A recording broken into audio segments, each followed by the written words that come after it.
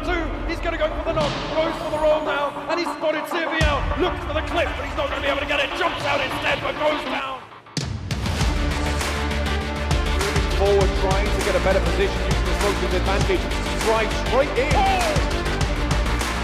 Out instead, but goes down. Now it's just Portal alive. Poor Soul in a 1v1, but he cannot do it.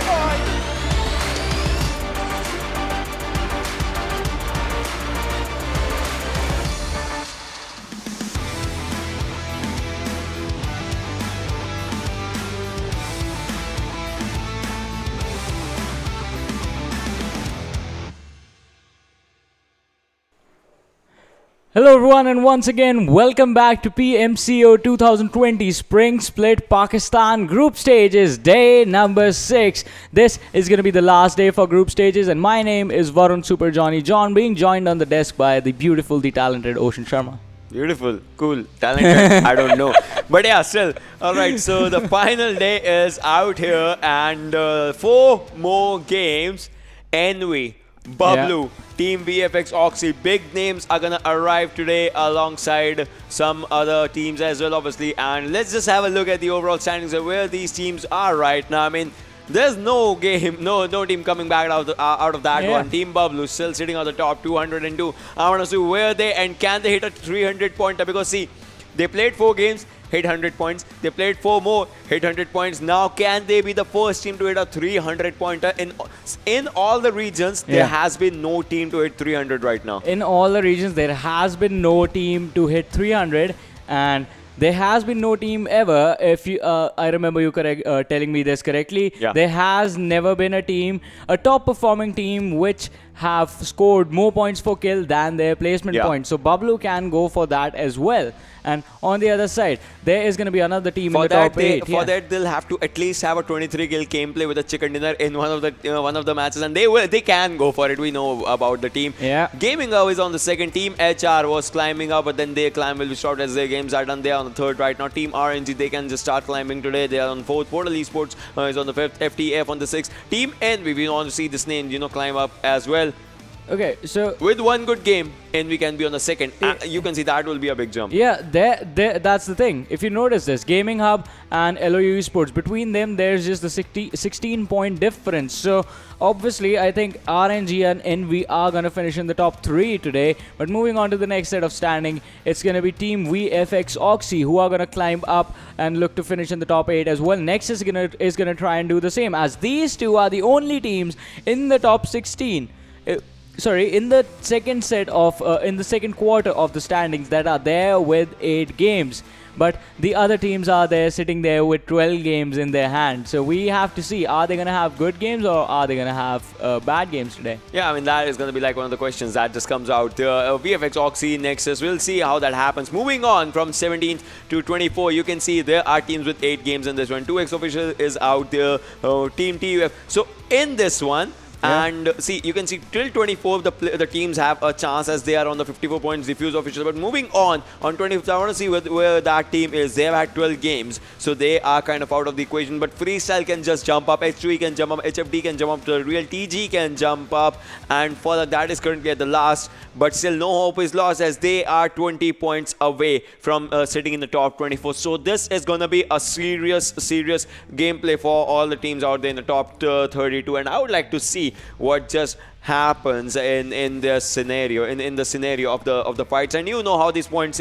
people get these points. It's because of the points distribution that is right on your screens. You guys know the drill. A lovely audience. 20 points for the first, 14 for the second, then 10 for the third, then 8, 7, 6, 5, 4, 3, 2 till the 10th, and 11 to 16 gives you 1 alongside a kill per point. Yeah, and those kill points can be pretty important. As we always say, it's going to be that 1 point separating you from stopping you from getting into the top 24, and the top 24 teams will move on to the semi-finals that are going to be starting from the day after tomorrow, from the 28th onwards. But this is going to be the schedule for today. We start off with Erangel, then we have Shanok, no Miramar for the last day, so the third game is going to be played on Vikendi, and as always, the last game is going to be on Erangel as well. Yeah, the last game will be on Erangel. Just like you like to say, from where it all started, it just ends out in that area. So that is going to be one of the things. And talking about the teams, you can see Freestyle, a team that has to make their name, is still out there, alongside 2xOfficial, which is still just sitting out there. DFUZe is going to be one of the teams. Team Bablu, obviously.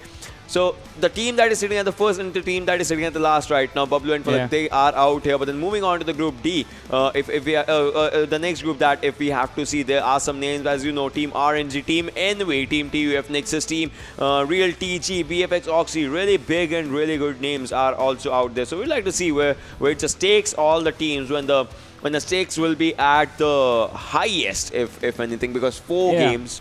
And it's done. Yeah, 4 games and it's all gonna be over. Is FalaQ gonna have the chance to showcase what they are made of? Because that was one of the conversations we were having in the earlier days, as in this team has not had the opportunity to showcase their talent. And today, it's going to be the last 4 games, so I think it is going to be time to go YOLO and try out every single weird strategy, every single weird play you can come up with to make sure that you stay in the top 24. And with that, the game is live. Let's head over the land of Erangel and see how the trajectory is going to look like. It's going to start off from the eastern side of the military base island and go all the way towards Georgopol. So military base, Novo, Farm, Pochinki, Gatka, Ferrypier, Rozok, School, Georgopol, Shooting Range, Zarki is going to be available as well. So the teams that go for the split on Shooting Range Severny, they will be just going to Shooting Range and then going over to Severny from there. I mean, they can go to all the areas where they want to, but I think Envy is going for that drop of Novo Repnoi, and they can be or cannot be contested by H2E,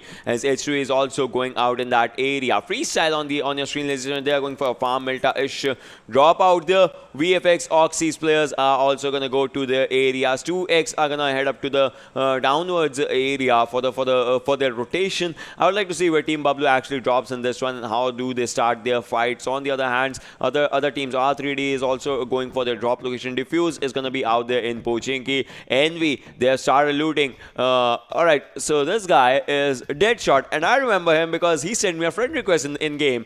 So we haven't played any single match as of now, but then let's see if we get a chance or something. I would like to learn from him as his strategies and how the team actually goes, because each and every team, each and every player, they have their strategies. And talking about the things that is going to be strategical is going to be the first circle, ladies and gentlemen. You can see the first circle is quite centralized and it has 50% of the downwards island, the military island, 50% of the northern island. No one's in the military base though. Novo Repnoi is the area where the teams are. Surprisingly, Pochinki is empty.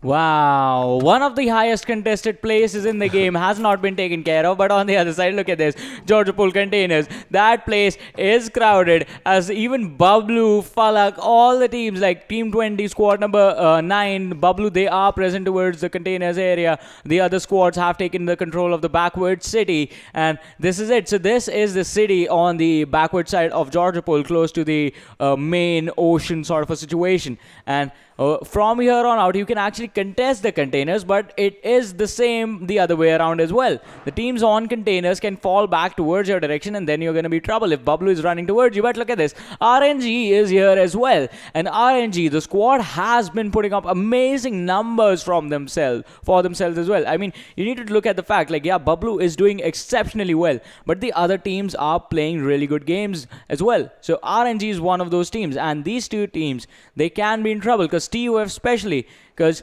the 2-2 split coming from their direction, wherein the 2 players from the side of FalaQ have landed in the city, in the compounds, and the other 2 players like Figlet and Respect, if you see their location, they are in the hospital area.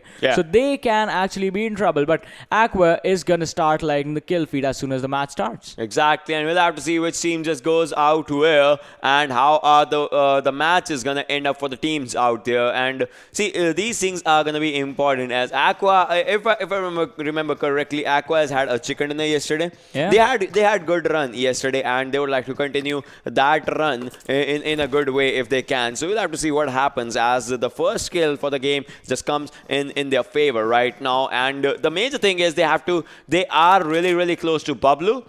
So if Yeah. a fight happens, like if a proper one-on-one battle and all those things happen, I would like to see how they, just get up with the fights out there. Well, always on the screen, ladies and gentlemen, by the way, is seeing a fight with TUF's two players. It's Venom and Thor out there. So what's going to happen? That's only one of the things. And on the other hand, next is Zulgar has been taken down out here as the other team would like to move. And as you can see, HFD's Sahab has taken him down and just, finish him overall. So fights are happening in the early stages, but where will the fights end? It's one of the questions. And FalaQ always on the other side. He's trying to find a flank on the players of the side of TUF.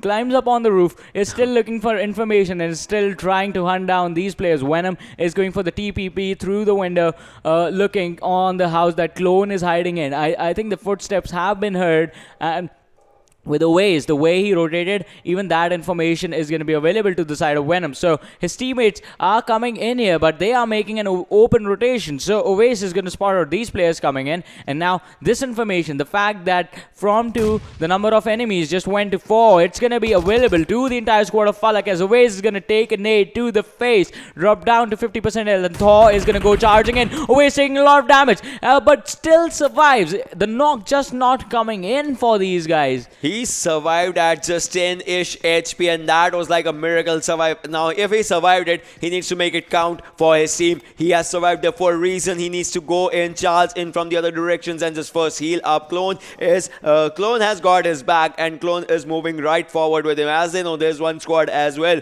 Anji's Hamad is still out there. We'll have to see if they, pick up a fight with the TUF after this, if it all goes southways. But then for now, the major thing is that teams have to get inside the circle as well. I can see in the minimap, Aqua's players were also shooting at someone. So we'll have to see if the fights are happening between Aqua and Bablu, because Bablu is good with 4 players. Will Bablu take this fight? SLR in the hands of Bablu goes. He wants to spot the players. If he spots him, obviously they are going to take an incredible fight out there. FalaQ's player, Fugle, is also trying to take the fights 3 times on that SKS. They are still trying to spot the players, trying to pop the heads out. The Terminators had some damage, but then so did Fugle, as he has also taken a shot to the West out there. His West is still good. Respect drops on 1 player, and that is looking something really, really bad for TUF right now. As FalaQ Respect is moving in forward, he has to move through open, but Clone is out there to give him the proper cover. Ove still not finding any helmet or any healings for himself. He is still trying to survive out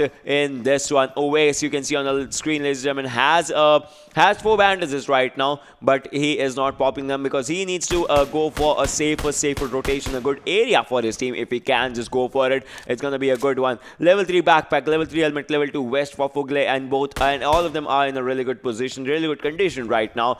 But the major factor that comes to FalaQ is they are kind of separated with each other. They have to get inside the circle, and the circle, as you can see on the screen, ladies and gentlemen, Envy is really good inside the circle. SUE is really good inside the circle. The northern-ish teams, the Yasnaya to Lipovka area, that is still crowded, but then the teams will get inside the circle, and they might just avoid early fights. If they don't, obviously, the kill feed is going to run like crazy. Yeah, the kill feed is definitely going to run like crazy, because look at this. Bablu, they landed on the northern Georgia Pole city, and they are going to be coming in soon towards this circle. That is going to be, I think the easiest rotation is going to be towards from the side of Rozhok. So they are going to try and make that happen for themselves, but as they do that, they are going to catch a lot of teams off guard, which is going to mean that a lot of teams are going to be taken out as they make their way in. But on the other side, TUF, they need to get out of here. The blue zone is going to come in, and even though this is just going to be chip damage, the damage is definitely going to be there. Yeah, the damage obviously is going to be there, but you can see FalaQ always driving out that vehicle because he knows that it is important for them to get inside the zone right now. He just has 4 bandages now. Now he has 10. Clone has 10. He has 4 bandages. They find out a US for themselves, and they would like to just move in that US. Envy, this is the squad that is inside the circle right now, would just like to stay there. Bablu, Pikachu, if I'm not wrong, is still outside the zone right now.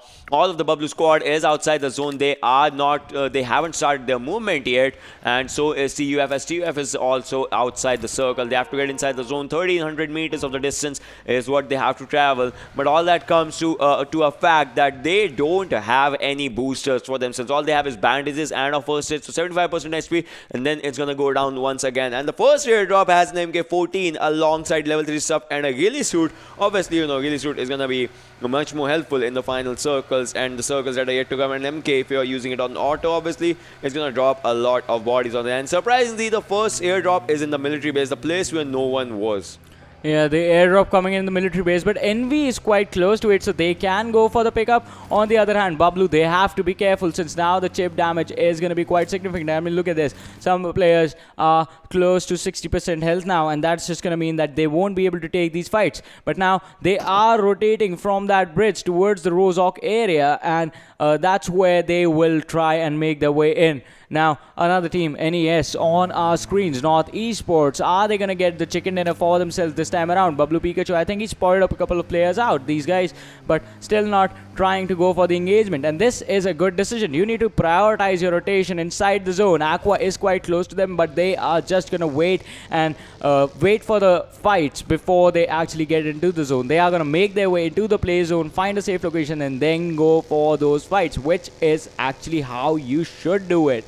Because fighting in the blue zone means that you are dealing with two forms of damage at the same time. The blue zone damage is going to kick in, and the damage for the guns is obviously going to be there. You do not want to fight with methods that, with basically situations that you can't control. Exactly, like that is going to be one of the things. And look at this, Aqua comes outside the circle right now. They don't have a vehicle for themselves. Will the first circle be their demise? But on the other hand, Murtaza takes down Bablu Tyrant. So Bablu Tyrant is down right now. Look at this HFD just moving in forward. Bablu goes, he has to move in. The damage has been done. The health is low right now. Can they give the adequate cover? I don't think so. I think one of the players will fall down out here, and that is going to be looking really, really bad. TF Thor also goes down by the play zone. But Bablu Tyrant, can he get a revive? Will the cover fire come in? What is going to happen? Pikachu spots one, but then the player spot Pikachu as well. Cronus is doing damage out there. Bablu Pikachu is low on health right now. Will be applying bandages. That is just going to waste a lot of time for Bablu right now, as they cannot give a revive to Tyrant. What is going to happen? HFD, I think HFD is going to win this one in a surprising turn of events. The circle is not on them, and no doubt Tyrant will be revived right now. Tyrant will be taken out as they confirm their kill. Bablu Pikachu, the call has been given to move in further to the zone right now. The Pikachu, look at this. Pikachu will also take damage out here. His buggy has been taken down, as well as one of the eyes has been bursted. He only has 4 bandages. Will be applying, and after that will be moving away. I think Bablu is in a bad spot right now. Yeah, they are going to be in a pretty bad situation right now. The bandages are going to come in for these guys, and I don't think anyone wants to see this. Anyone wants to see Bablu being the first team eliminated. And now Aqua, the players are closing in towards that one guy who was healing himself in the area of ruins, and they are going to get out of there. But can they make it safely to the Pochinki area? Because I think that has to be one of the safest and the closest location where the players from the side of Bablu can be. But the other teams have the same idea, and they are going to be closing in as well. And so these are the conversation about the hard situations in game. But talking about the easy stuff, I think Envy is going to have the easiest rotation of them all. They just have to cross the Nova Bridge, and they're already in the circle right now. But once they cross the Nova Bridge, they are going to be able to take the fights in the next circle as well. Unless the circle makes a massive shift. Yeah, exactly.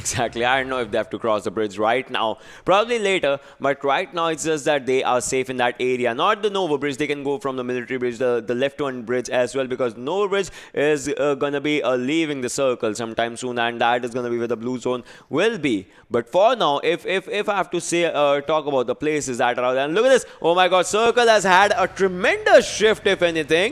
And that is solely on Pochinki now, and we actually need to move. Yeah.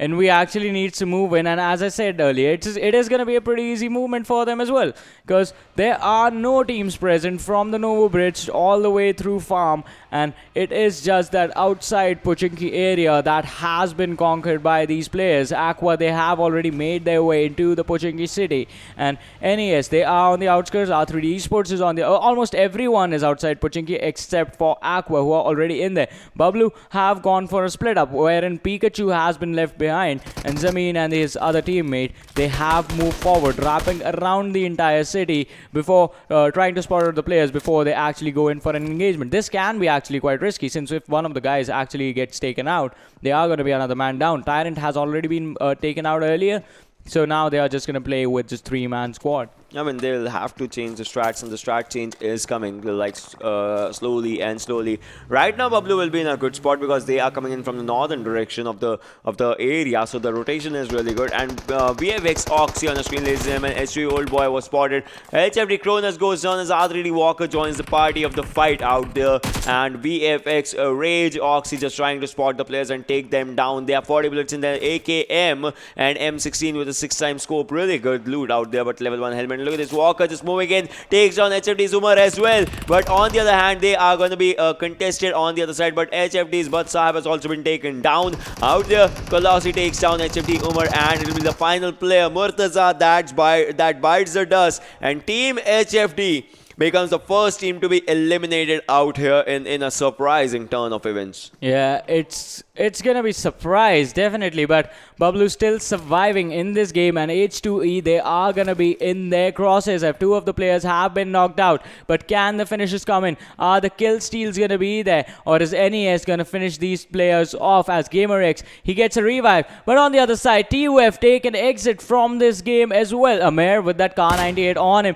is gonna look to land those shots on GamerX, switches the gun to the Scarl, but GamerX, he has gone away in the other distance, and I think now at this point Bablu is the team that's dishing out the damage. Amir, you can spot the players, the spray comes in from that Scarl, and the 2 players are going to be dropped. 1 kill being confirmed as Ghost is going to finish off Dread, and Gamer is going to be taken down by Zameen. Yeah, and the players are just taking a fight, and did I hear Zameen out there? I think so, yeah. Yeah, so that is like a new change in the final game out here, in the final day as well. Like, we have never seen that guy play right now, but you have heard a lot of good things about him. So we'll like to see what happens. But then Zameen, obviously, what about seeing what happens? He is taking out kills for the team, so he is doing the work out. They're doing the best that he does. And look at this, R3D, they've had 3 kills. They're trying to make in that number increase, that they are trying to spot the players. NES Emmer still out in the area behind Pochinki, but the fact is the circle has left that space. The circle is on R3D and FalaQ's side, so R3D is going to be really safe. Not anymore, I think. I spoke to soon as Bablu is moving in forward towards them, you can see. So Bablu, once they move in, they always go for the fights, and they are not faced by any kind of fights. Look at that, Bablu is moving between 2 teams in the minimap, if you can see through that. So they have FalaQ on one side, R3D on the other side, and I think they are going to be looking for a fight, as Pikachu has spotted R3D Walker out there.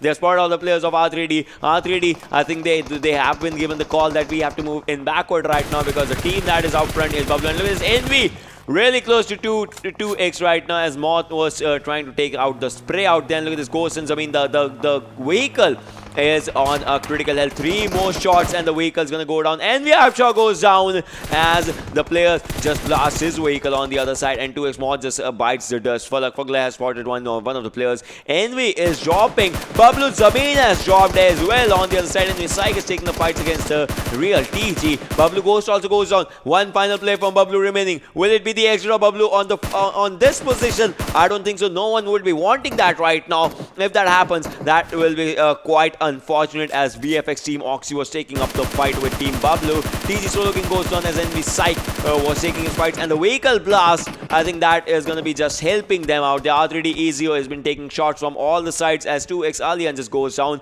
and R3D Walker's grenade takes down VFX Rage, Oxy, and Envy. Psych surprisingly just staying out there. The bot has been taken down, but Psych goes on. It's just smelly socks out there. Too many grenades. So many grenades just coming into the equation. The kill feed is running with the grenades right now. FalaQ has spotted one of the players as well. Bablu gets eliminated out there. I mean, that is just going to be really amazing. Not amazing for Bablu right now, but Bablu Pikachu is surviving. That is an amazing thing that he solely is taking the team right now. And R3DZ is going to take on the players. But 2x Moth, he's going to be deleted. Alian is going to be taken down. R3D Ezio did not even open the scope and he took the shot. Incredible. Wow. Incredible out there. NES Sensei is moving in forward. That shot was amazing. Yeah, it was amazing. It was intense. But now we have to see, can you convert those amazing shots into a chicken dinner for yourself? As the other teams, they are going to close into these open areas. And R3D have already taken control of the center. And another question is going to be, how long can Pikachu survive without his teammates? In fact, VFXoxy, the smoke dissipates. Respect, he has a clear vision, the M4 in hand. Can he get the deletion on the players from the side of VFXoxy? But on the other side, they still have the car for cover, and if the car gets blown up, then it's going to be trouble. I mean, if they step back before it gets blown up, then they will have good cover in front of them, but right now, it's just a liability for them. Yeah, that is exactly going to be one of the things out there. But then Pochinki area, the one where the circle is going to end in a while and the circle is going to be shifting on the other side. But I want to see where Bablu Pikachu is, because he is being surrounded by 3-4 teams right now. Will he be safe out there? That is going to be one of the questions, because exactly now the circle has shifted from his side and he has to move in. On the other hand, NES is in a really good spot right now, because circle is on them. R3D is in a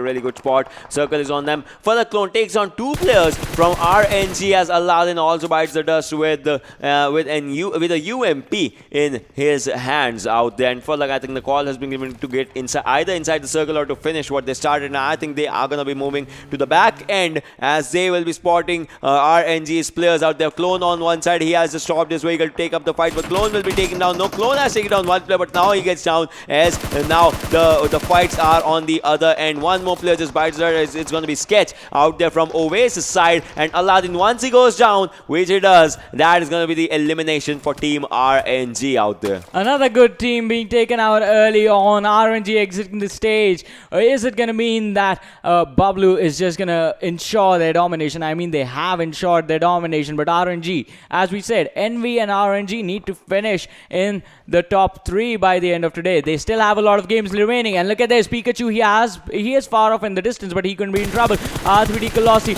looking to shoot on the player from VFXoxy, and the shot somehow managed to connect. Somehow it just managed to connect out there. That was something just going on and on and on. And look at this, VFX, the grenade on Colossi. It can take him down if he will just keep on staying out there. And one player goes down. Pika going in, moving in from the back end to take the fight, and R3D might be in a bit of trouble. Joker goes down, Ezio goes down, Colossi goes down. One final player surviving. Spoke too soon. Colossi has also been taken out of the equation right now. Nexus Hunk is on a streak of 3 kills right now. He is just moving forward with the kills, with the skills, with the gameplay. H2 Esports with just 1 player surviving. Bablu with 1 player. VFXoxy, R3D all with 1 player surviving right now. Envy's players, the count is 2, but then they are being contested on the sides. Nexus Taha still trying to spot the players. His level 3 West is totally done for, totally damaged, totally ending out there. And Maxi is still trying to spot the players. If he spots the players, I mean, obviously that is going to change everything. DFUZeOfficial has been taken down by FalaQ Oasis and will be finished with that Scar L instantly. Walker has had a smoke cloud right in front of him.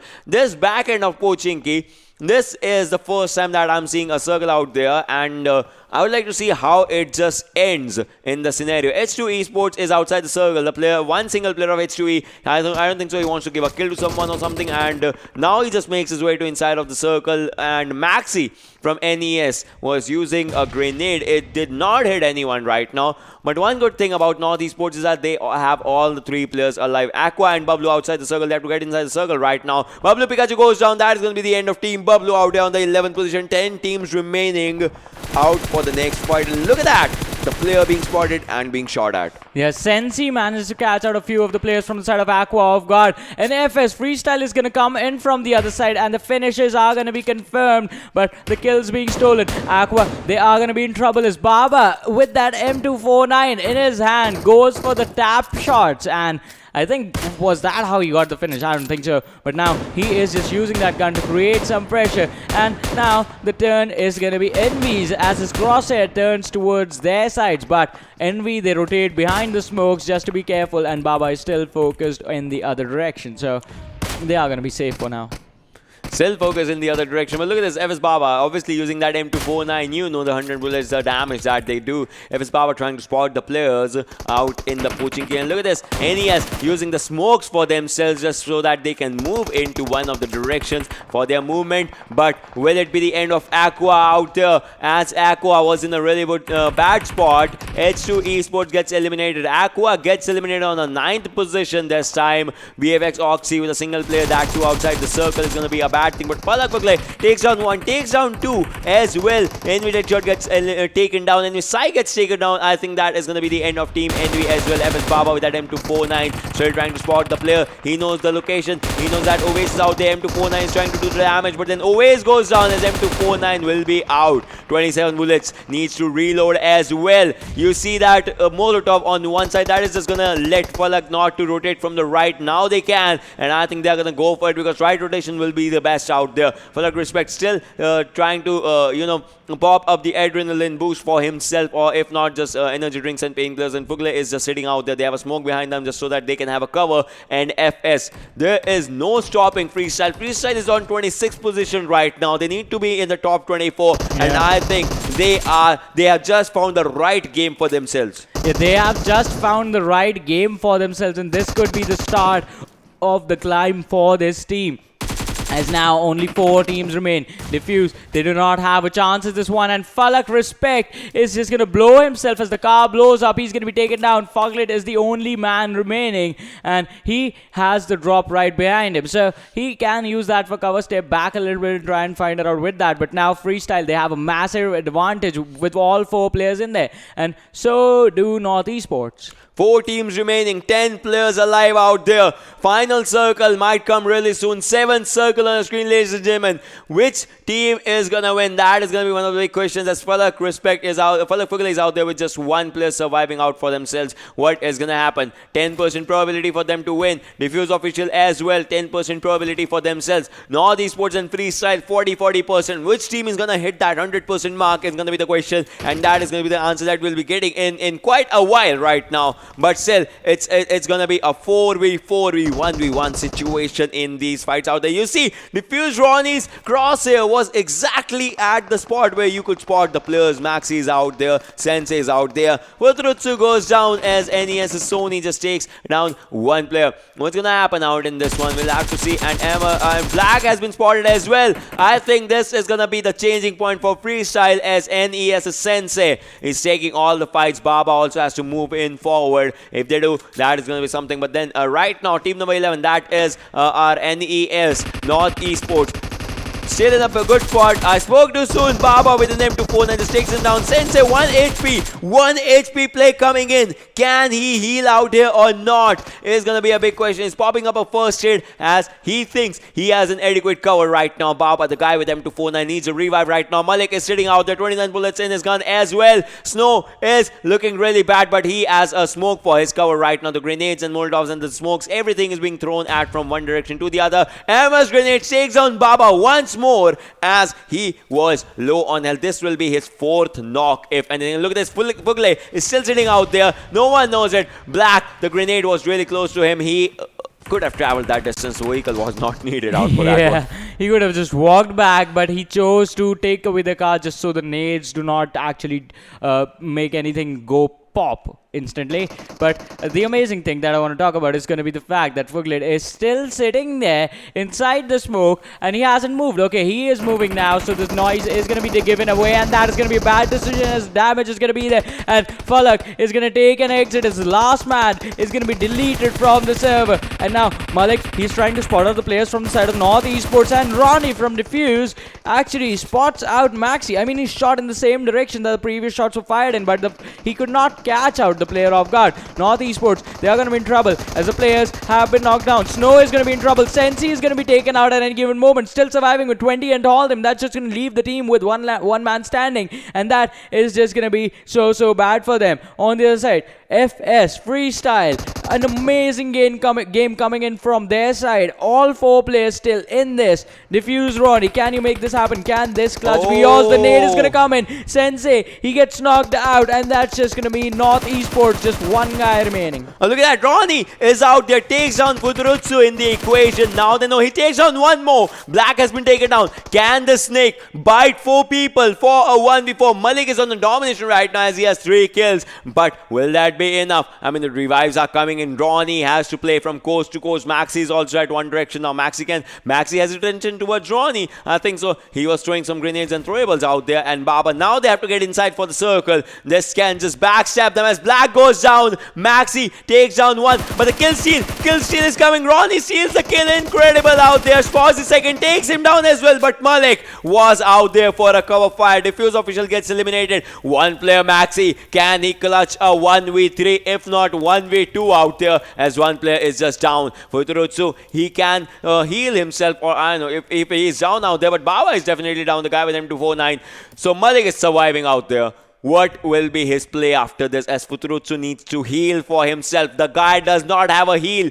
He does not have a single heal for himself. 2 teams remaining. 1 versus 2. One guy with full health versus 2 players with 75 HP and 1 more who has just healed himself. The circle is collapsing. The circle is closing, and this will be the final circle. 10 more seconds, and after that, the heal battle comes. The person who has a hold of this vehicle will be in the best spot after this, because he'll be having a personal cover for himself, but I don't think so. Look at that. Maxi is still kind of outside the circle. His legs are outside the circle, moving in, snaking inside the circle right now. Malik is trying to spot the players, but that is the wrong direction. Maxi will go down, almost, and now he goes down. And Freestyle in a comeback. They have a chicken dinner. They have a chicken dinner for themselves, and that was an amazing performance from their side. And even Maxi put up an amazing play in towards the end.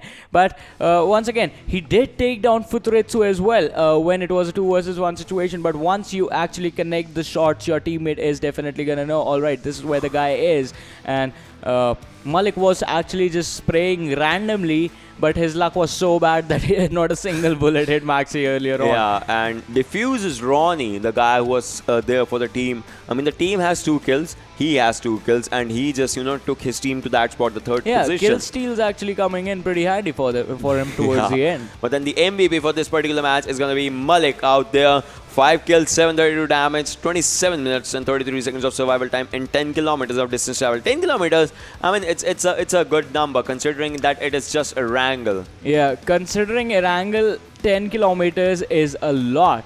Yeah. And to come in from those rotations and actually get the chicken dinner for yourselves, that is pretty incredible. And 5 kills, 732 damage. So the entire team was actually putting in the effort and having all 4 people alive. People sacrificing themselves just because they knew, like, we need information as to where these players are. We do not want to go for the heal battles. We want to end this now. And Baba, the man with the M249, the man who was doing wonders with it, had 2 teams cornered at one point. He sort of ran in there, and he got information on one player. They finished him off instantly. He got information on Ronnie as well, and Ronnie just died. Yeah, I mean, that was like one of the things that just happened out there. But then let's just talk about the 5 players who had an impact out in this game, because, FS Malik was out there in the MVP section, and he will be out there in this one as well. Respect on the 4th with the 4 kills. On the 2nd, Taha on the 3rd from Team Nexus. R3D Walker, we saw him in the domination list, and Nexus Hunk as well on the 5th with 3 kills for his back. And Taha had 3 kills. Out of that, he had 2 headshots. That is commendable stuff. Yeah, that is definitely commendable. And I think it was between Freestyle and North Esports, the final collision, because at one point, I think closer towards the end, they had all 4 players alive, these 2 teams. And the thing that changed the situation was one team was fighting from the open, the other one had the barn for themselves.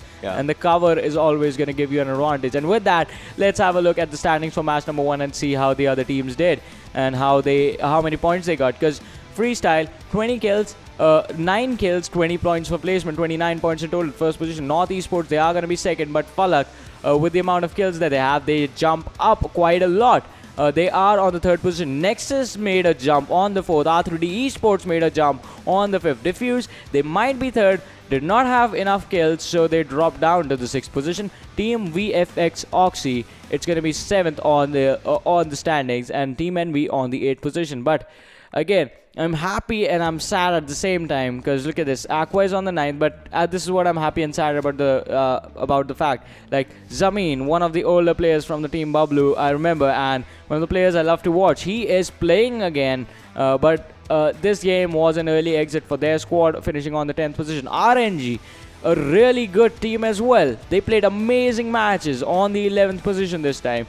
HFD on the 12th, H2E on the 13th, the Real TG 14th position, Team2XOfficial on the 15th, and Team TUF on the 16th in this match. Yeah, I mean, these were the top 16 obviously out from this match. And Team Bablu, the thing was that they were rotating in from the Northern Georgia Bowl side, and the first fight that they had, in that they lost one player, and after that they lost the second one, the third one, and Pikachu was the only one that was left till the end. The first one wasn't even a fight. They were just driving away, and they were just caught off guard by the players of Team Aqua, and that's when Tyrant went down close to ruins, and Pikachu was damaged as well. He was in a risky position, like he was left behind, and Zameen and Ghost actually rotated in towards the play zone. They had amazing fights for themselves, but with 2 versus 4 situations, you have to be careful. But let's have a look at the overall standings. And Team Bablu, it is not going to matter how many games they lose. They're still going to be the first one, 205 points. The closest team is going to be Gaming Hub with 146. So there is a massive difference there, and Bablu still has games to go.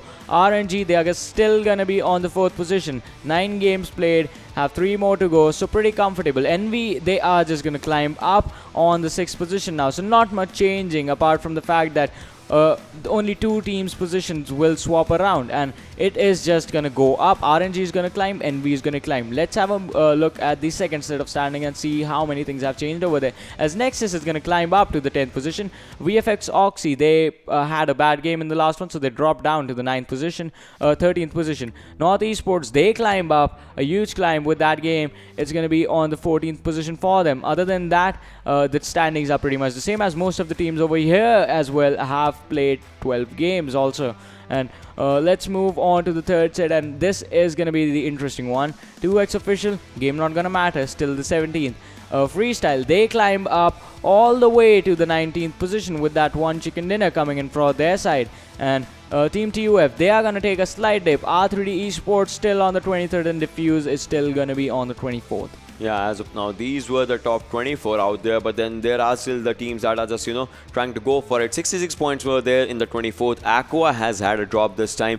They are on the 25th, but then 5 points difference is what is separating them. H2A is out there on 26 stars on the 27th. FalaQ has had a good jump out there in the 28th. That is where they are right now. HFD on the 29th. Real TG on the 30th. HTeamXRange, they are not playing today. They are on the 31st. And KPK Gaming, the team that has had a bad day yesterday, it just leaves them to the 32nd spot overall. Yeah, they are pretty much out of it. The stars are out of it. HTeamXRange is out of it. But the other teams still have a fighting chance to make it inside the top 24. Team Aqua, on the other hand, bad performances from them today, and they are gonna be out. So you need to make the games count. Yeah, I mean, it just matters on that thing only, that how are you playing the games, and you see each and every game cumulatively it just counts. So yeah, and it was the weirdest, like Pochinki standing out in the balcony, get caught off guard, and all the players get taken out one after the other. Yeah, like that was the thing. But then still, it was the first game. I mean, there are still 3 games left, but they are going to be the final 3 games. So it's going to matter a lot. It is definitely going to matter. And the next game that's going to be played on Shanok, it's going to happen after we come back from a short break. So you guys just stay tuned and keep watching. We'll be right back.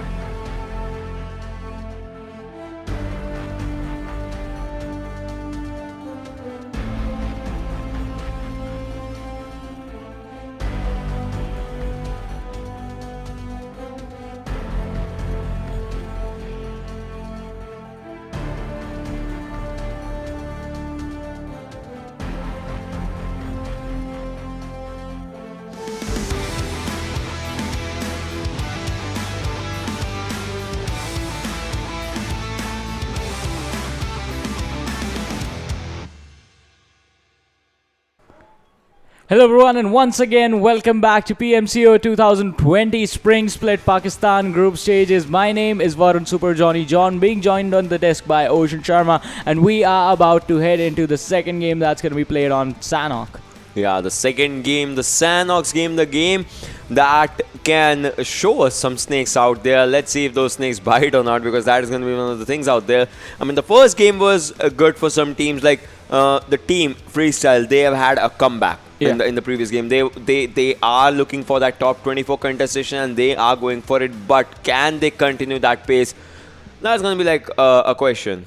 Yeah, that is definitely going to be a question, and things are looking interesting as well, as in they have picked up tricks from the team that got 3 chicken dinners yesterday, FTF, and the trick was avoid fights always until the final circle. Just stay passive, stay hidden, and then in a final circle, just come out of the dark and just start taking those final few kills, wherein you know the teams are going to be players down and you are going to be there with all 4 players alive. And that is something we saw yesterday, wherein during the early game stages, you wouldn't even notice FTF come in, and then they would just go in and take this. But now let's have a look at the top damage dealers, and HR Snaker from Hellraisers. The man is amazing. 6,167 damage on him. Bablu Ghost is going to be second. 5,160. Pikachu on the third with 4,901 damage. Tyrant is going to be third from the side of Bablu as well. 4,829. And Hellraisers Adnan is going to be on the 5th position with 4,648. So Hellraisers, Bablu has been performing pretty consistently. They have been top performers every single time they play.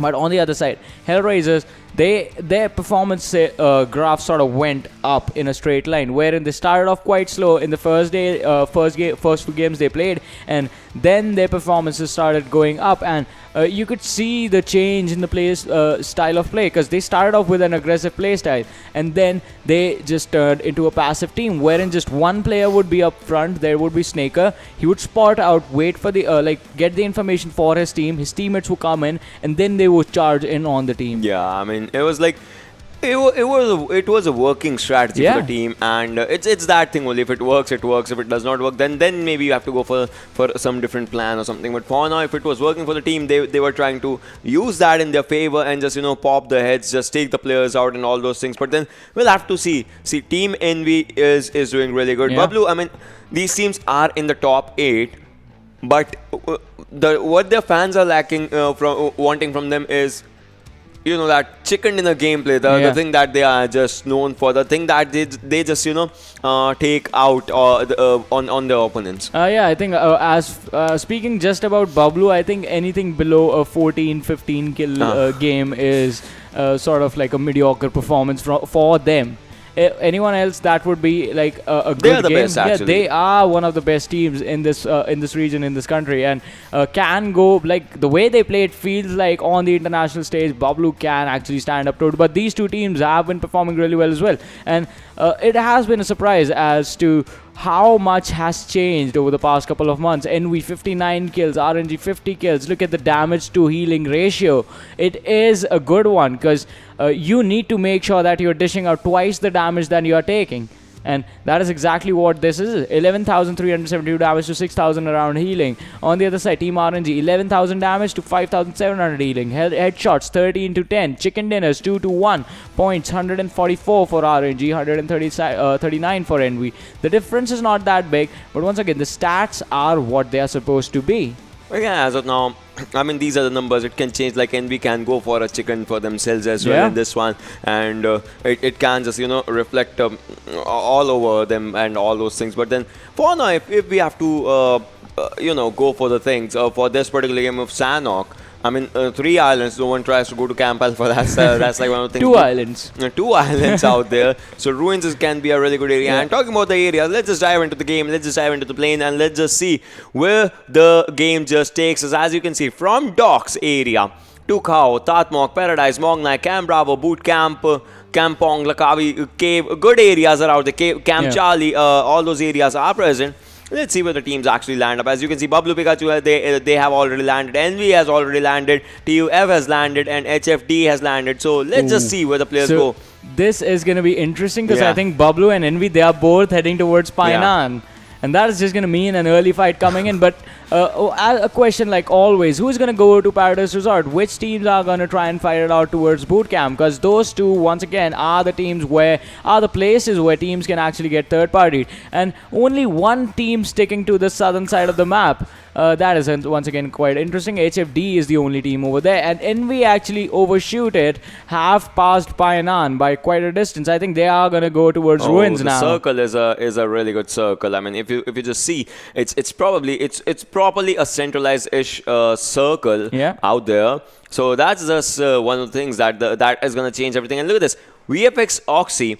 One player is on the one side and the players are on the other side as well, like on the Camp Alpha Island. So that's a 2-2 split coming up from this team, surprising. Yeah, 2-2 split coming up, but that can cause trouble as Team Nexus have made their way in towards the boot camp area. So they are going to be looking to create chaos and rob the two players from the side of VFX Oxy.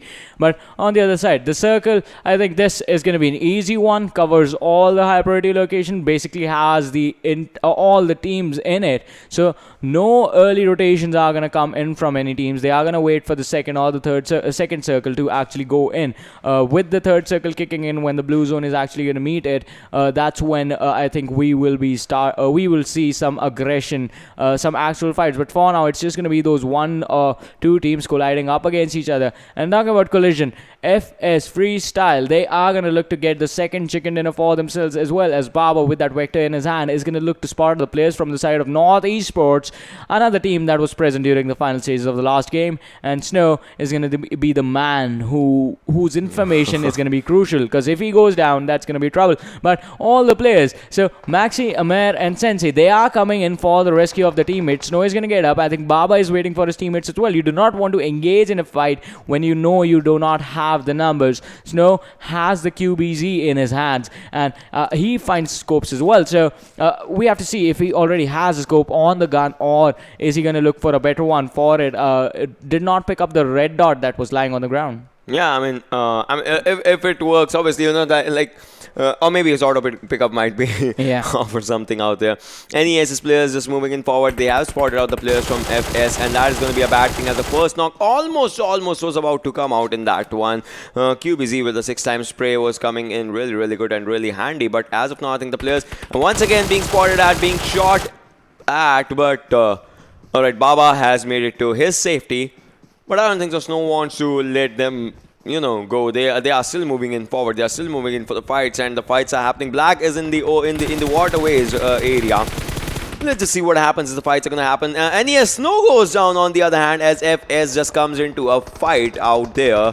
I mean, FS is looking real. They were right. They were like, you cannot underestimate us. We are out there for the fights, and when we take the fights, we are gonna take the fights out there. That is just looking something really good. Yeah, that is definitely looking pretty good for these sides. But we have to see, as North Esports, Snow is gonna be taken down. Maxi is quite low, and Futretsu, he's gonna take a lot of damage from the other side. You need to watch your flanks as well. As North Esports, Amer, he comes in from the sides and is gonna drop a couple of players. Futretsu, he's gonna be in so much trouble, as now Amer and Sensi, two of the players who are going to be pretty healthy. On the other side, Maxi, he is using those bandages to somehow still survive. Amer has the AK in his hands, is going to cook up the nade, and I think the distance is going to be too much for the throw, but he is closing the gap. He's running towards the players of the Freestyle team, and unlike the last game, this time Freestyle getting a chicken dinner for yourself is going to be hard, as Amer is going to be taken down by Malik. The fight is not over. They still want to do this. Maxi is there right behind him. Amer, you were charging in way too fast. He's going to get punished for that. Nade being cooked by a Black, but can it land on the spot? 2 nades being thrown. Is the damage going to be there as they bounce off into the ocean? Maxi somehow managed to dodge the damage, still being dropped down to 20% health. Maxi, he needs to be careful. The teammates from the side of North Esports, they need to come in, but I think that is not going to happen, as Baba is going to finish off Amer. Maxi quite close to these two players, and the situation has gone from bad to worse, as two of the players from the side of North Esports are going to be finished off, and it is going to be a 2 versus 4 situation now. Yeah, I mean, this can be the second time that FS can go for a dominating gameplay. The previous game they had a chicken. This game they will be looking once again for the fights. And NES was the team that was still out there in the previous game, as well as they were in the top 5 scenario. But I think that can change. As Sensei also goes down. Sensei has been finished a 1v4 situation in the earliest of the stages. 5 minutes into the game, and it's already a 1v4. Futurutsu can just change everything out there, as Maxi is just lying around, and Black will have to move in forward. Malik can move in forward. Black almost was falling down, and he just falls down out there. Bablu Pikachu has been taken down by NV Absol as well. Out there, NES gets eliminated out in this fight right now. As you can see, Bablu Tyrant is giving a revive right now, and NV on the other side of that bridge. A bridge fight between two Goliath of the names. This is going to be an interesting one to see. Yeah, this is definitely going to be an interesting one to see, as this team has had amazing performances so far. And in this game, Zameen, he is not going to be playing. Danny is back in this one, and we have to see how much of a change in playstyle are we going to witness by just changing one player inside of the game. Because Danny, once again, is one of the best entries this team has, and the man is not scared of anything. Runs into 4 people, somehow manages to get an even trade, goes down himself, takes down one on the other side, and then the entire squad of Bablu just charges in to destroy you while you watch yourself die. Yeah, like totally true out there. And then the first airdrop has an M249 for the fields. If you just want to go in the fields, just charging it out with the 100 bullets out there. Military vest level 3, helmet level 3, and a backpack level 3 also as well. It's in the quarry area.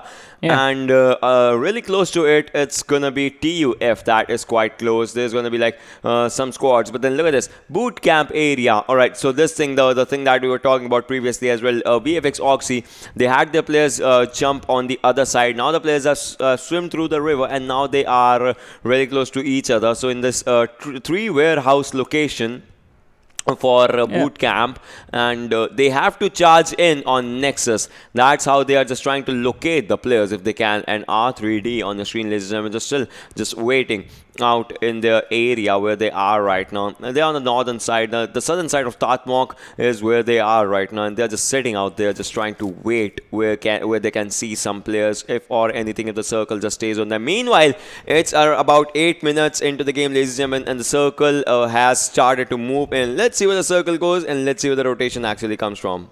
Yeah, we have to see where the rotations are going to come in from and how these teams are going to go in for these fights. But right now, still waiting for those that information about where the players actually are. Taha is going to just stay on this rooftop with this M4 ready for action. But on the other side, TUF Thor, you need to be careful. The players from the side of Bablu are quite close, and this is going to be a 4 versus 4 collision. The door being opened is going to be the information given away that someone is going to be there in that house. But now, Bablu, they are still running out in the open like the fearless warriors that they are, and Danny, I think, is going to look for his opportunity to go in. The players from the side of TUF are split up. You do not want to do that against a team like Bablu specifically, wherein you know that they play the numbers game for themselves, and they are going to be able to out damage anyone that comes against them. But Ghost is going to be taken down as the shots come in. I think the revive is going to be there before the players from the side of Bablu actually decide to go in. The Molotov is there just to stop the rush from this entire team. We have seen these happen on Shanok as well. A 1 versus 1 situation turned into a 4 versus 1 just because the kills were not confirmed against these players. And even in that fight, the players from Bablu were sitting at a disadvantage and still managed to wipe out the team in front of them. So is it going to be the same way today as it was on day number 1? Is Bablu going to stand tall up against everyone on the game of Shanok as well? Or are they going to be taken down by the players from the side of TUF, a team that is looking to establish themselves in this PMCO 2020 spring split? And now Tyrant, with the third person perspective, is looking to spot out the players from the side of TUF who are going to try and go for the peak. I think if Venom peaks, that's going to be it. Danny, once again, he is looking for the flanks, has rotated towards her, but now is looking for a careful position. The Thor is in front of them, the shots coming in, that's going to be information giving it away. Danny cooking up that nade, switches over to the first person perspective for a better accuracy, and Is that nade gonna land? I think it fell a bit short and on the outside. So another one is gonna be prepared. Pikachu did take some damage, but the heals are gonna come in as Danny is gonna go in for a flank. And now the rushes are gonna come in. Thor moves towards the back of the house, but he's gonna be spotted at, and he's given second now. Behind the wall, the shots come in. The knock is gonna be there as Ghost is gonna be there with his teammate, and that's gonna be the finish. Another one being knocked down. Tyrant is gonna take down Terminator, but Venom is gonna drop Tyrant, but the finish is not there as Thor is gonna be finished from this game. Bablu, they come in strong as Tyrant. He is the only man knocked down, and the situation has turned from a 4 versus 4 to a 2 versus 3 situation as two of the players, a 1 versus 3 situation. Venom is the only man left standing. Two of the players from the side of TUF were already finished off. Venom, run away if you can right now, otherwise it won't be a chance anymore as Bablu has arrived once again. This is gonna be the best thing that viewers have seen right now, because Bablu is ready for the domination, and the domination is just coming in. Terminator just sitting out there. Terminator is just trying to trying to see the location if he can, but can Venom just capitalize on that? That will be quite something. Tyrant, he has had his revive, and look at this. Look at this, the best thing out there. 3 players, when they move in, they just move in forward without any tensions, without any frustration, and that's how they are going for it. TF Terminator also goes down. All the players just going and charging in right now from either of the directions. Envy comes in as well as the players get shot at, but Deadshot, he has been spotted and his health has been taken down. Now it's going to be Bablu versus Envy. Is that the fight that we wanted to see? Yes, exactly. Will it happen right now? Probably it will be happening as the players have been spotted. The shots are coming. Bablu, do not fear Envy. Envy, do not fear Bablu, and they are just trying to take the fights with themselves. Let's see what happens as Envy Moise, he has 1 kill right now. He has a kill for himself, but can he just increase that number? Let's see what happens out in this one. Yeah, we have to see what is going to happen in this fight, because this is the fight. This is one of the fights that everyone wants to watch. This is the fight that everyone wants to see. And this is definitely going to be interesting as both the teams are going to be fighting with full power. Bablu, having already dealt with one of their opponents, are going to look to deal with the other one. And the pressure, that the fact that they are already in the zone is just going to be there just because they are in the circle. As I said, a little bit of a brain lag over there. But Ghost, with that DMR in his hand, he has spotted a couple of feats from the side of players from the side of Envy as they were jumping around, but the shots still not being fired. Still being careful. You need to land those clear shots. Every single bullet you fire needs to do the damage, otherwise it's just going to be ammo wasted. And Ghost is looking to do the same as he is looking to provide cover for the players, other players, as Danny and Pikachu. They will look to flank the other time as well. Exactly how it happened. Danny went in, went for the charge in. Ghost came in for the cover. They got the knocks from the enemy team, and the finish was there to follow up soon. But now this can be a third-party situation as Envy and Bablu, they have spotted each other out, but HFD, the players are still hiding in that hut.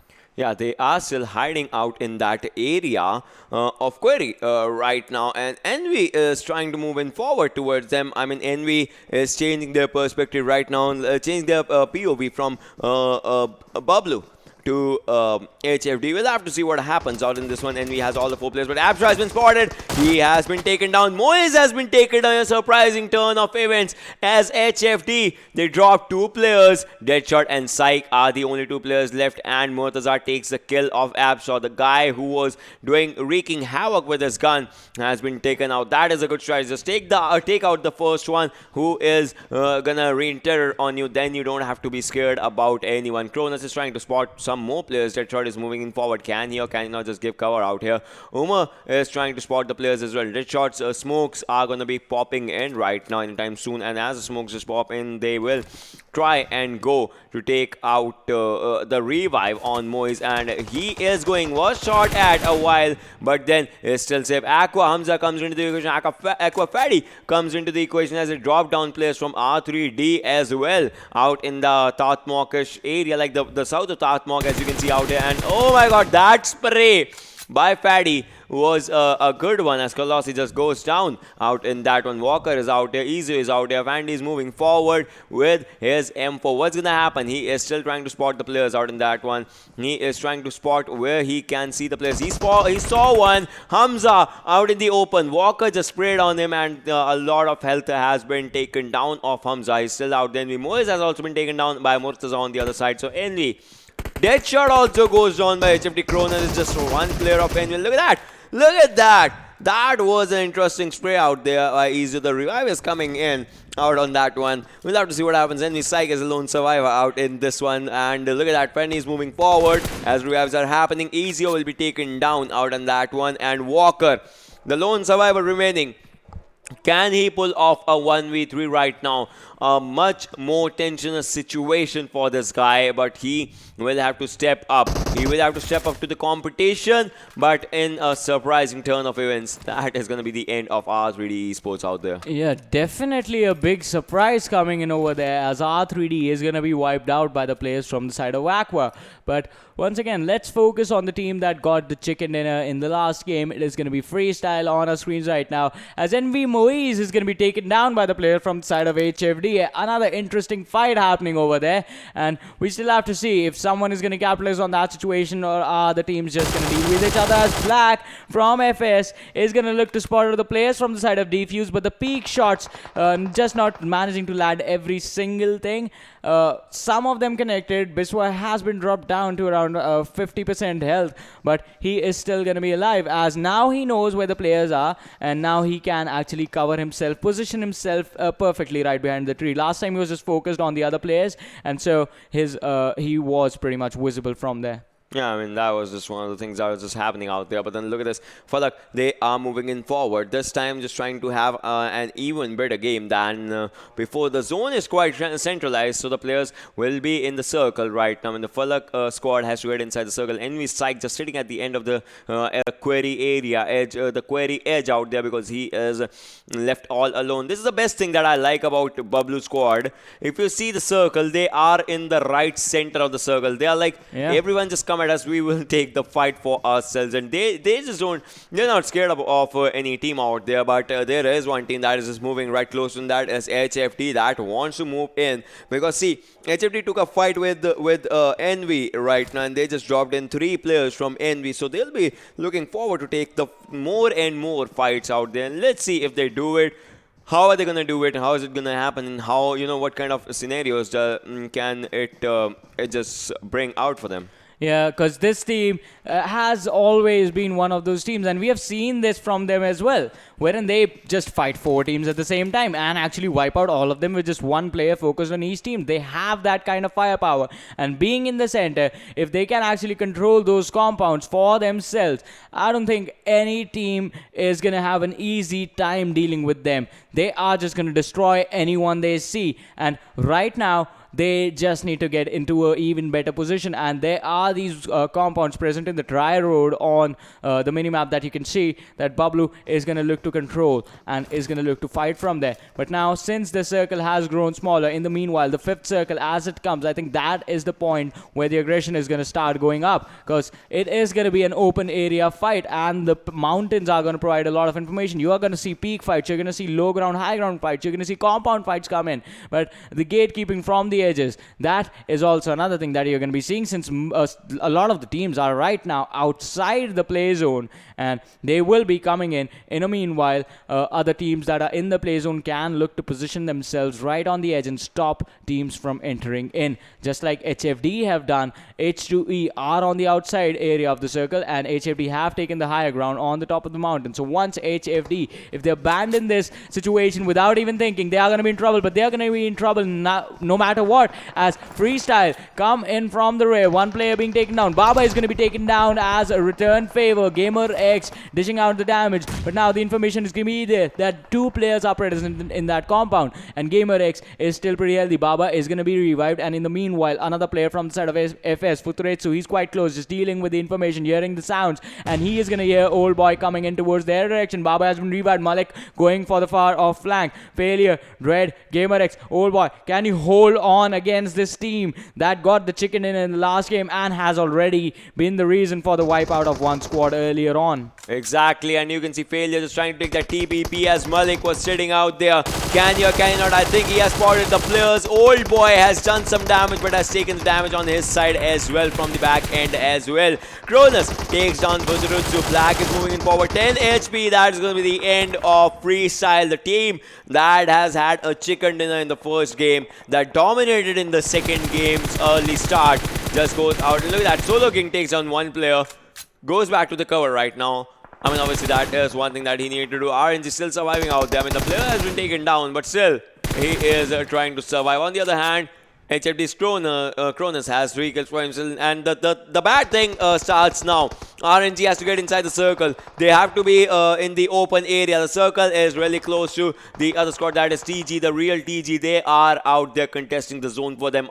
Is RNG going to go out there, or is RNG just going to sit outside the zone? But Sahab, on the other hand, just sitting out here.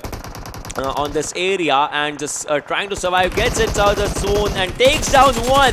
Ronnie is outside the circle, still taking up the fights. Interesting fights by his side. Does not have a time to even pop up a first aid for himself. A grenade is coming in. The first aid is being popped up. The grenade has been thrown. It is going to be a bit close. Takes his HP down and he is going to be left applying bandages right now. Defuses. One more player goes down. The revives are coming in by Umar. What's going to happen? Ronnie moving in forward. Ronnie is moving in forward. Takes down one once again. Oh my god, impressive gameplay. Cronus is the last player surviving, but that 4x is one thing that is just gonna leave him out there. Now Cronus can just give a revive and the team can have a sigh of relief after all. Yeah, HFD played that fight in an amazing manner, and look at this, they are going to be in the zone now. Bablu is outside the zone, so they need to fall back, they need to make their way in. On the other side, VFXoxy, they are making their way in while stopping the players from the side of 2xOfficial that are coming behind them. But TG the bot, he's going to catch one of the players off guard. Not going to matter as he's going to be dropped by the player from the side of RNG. Ahmad doing the damage and staying quite healthy. But the other player from the side of TG is also going to be caught. And the real TG, they are going to take an exit from this game quite early on. VFXoxy trying to fight the blue zone. Can they make it? Envy is going to be eliminated from this game.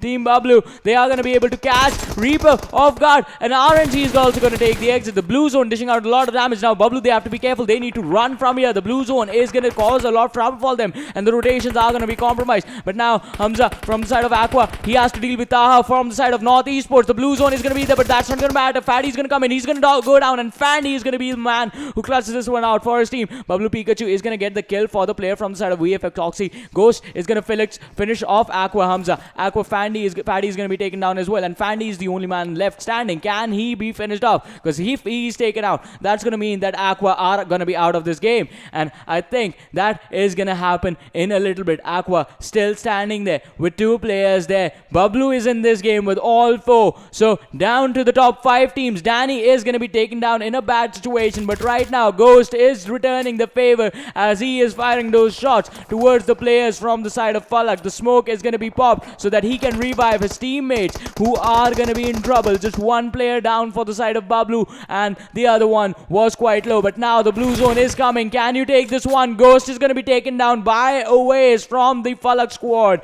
It is not looking good for the side of Bablu. You need to get the revives done. Ghost is trying to come in slowly and steadily, but can he make his way in? Pikachu is going to catch the player off guard. Ways being taken down by Tyrant, and Bablu still with the fighting spirits because Danny was revived, and Pikachu is going to manage to connect with that M4 3x spray. Impressive scenario that just came out here. That was more than amazing. S3 old boy still trying to spot the players. Bablu Tyrant gets his kill as FalaQ Oasis goes down. Plays on each of Bablu Ghost, but then that is no kill given to anyone. FalaQ is was outside the circle with just one player surviving out for themselves. The other one needs a revive, and HFD's butts up. As you can see, is trying to spot the players. FalaQ lone, the kill has been taken by this player. Respect was a lone survivor, not anymore as Bablu Tyrant takes him down. This is Aqua versus Bablu versus HFD versus H2E. 3 versus 3 versus 2 versus 2. Which team is gonna be on top is gonna be one of the questions. 8 kills for Team Bablu, 9 for HFD, 8 for Team Aqua, and 5 for H2E. Murtaza has a grenade in his hands and he throws a grenade onto Dread's side. Will it be a grenade kill? No, it just drops his HP down to 10 HP as you could see in from the drone view out there. Old Boy, on the other hand, just sitting out there. Players moving in really close to him. He has been taken down. Dread is still surviving out in that area. Can he or cannot take a fight as Bablu Pikachu takes on Murtaza as well on one side from coast to coast spray.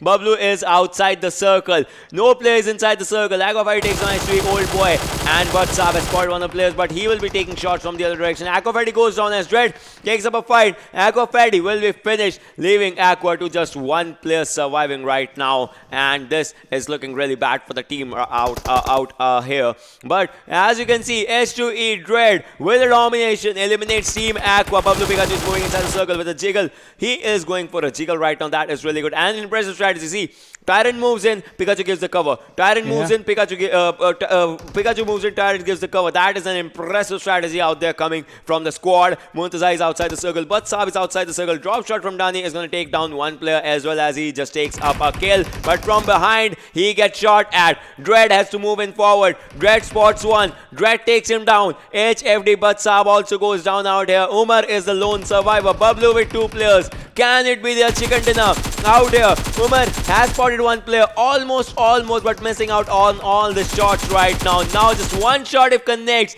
that is going to be the end. But Saab has been taken down. Now HFD and H3 are with one player and Bablu with two. They can easily take this fight in themselves, on themselves. The circle's edge is what is favoring them, but Dread and Umar, will they be unknowingly working together? That is going to be one of the questions. Who is going to have a chicken in the match of Shanok? Is Bablu coming back? Is this the comeback game for that team? They will have to answer this question right now. What is going to happen out there? Umar has to move in. Pikachu with the Molotov, almost just hitting Dread. It was behind him for now. But what is going to happen? Umar is outside the circle. He is not giving his kill to someone. He's using the final first hit, and after this, he will be trying to move inside the circle. Does not have a helmet, does not have a vest. Even one bullet hit will be the end for him. Dread with 1 HP.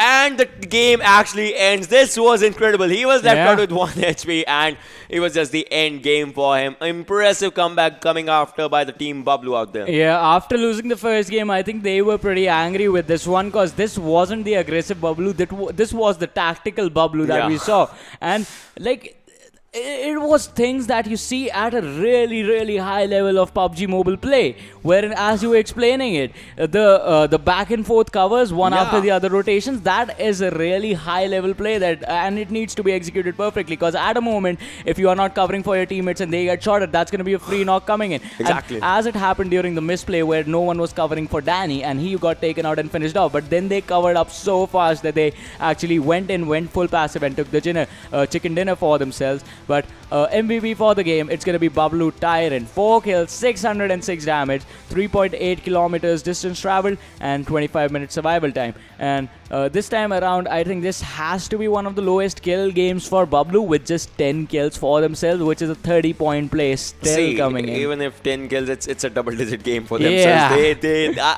I'll buy that one if anything. But then we'll have to see like what happens after all of this. The chicken dinner run is back. Yep.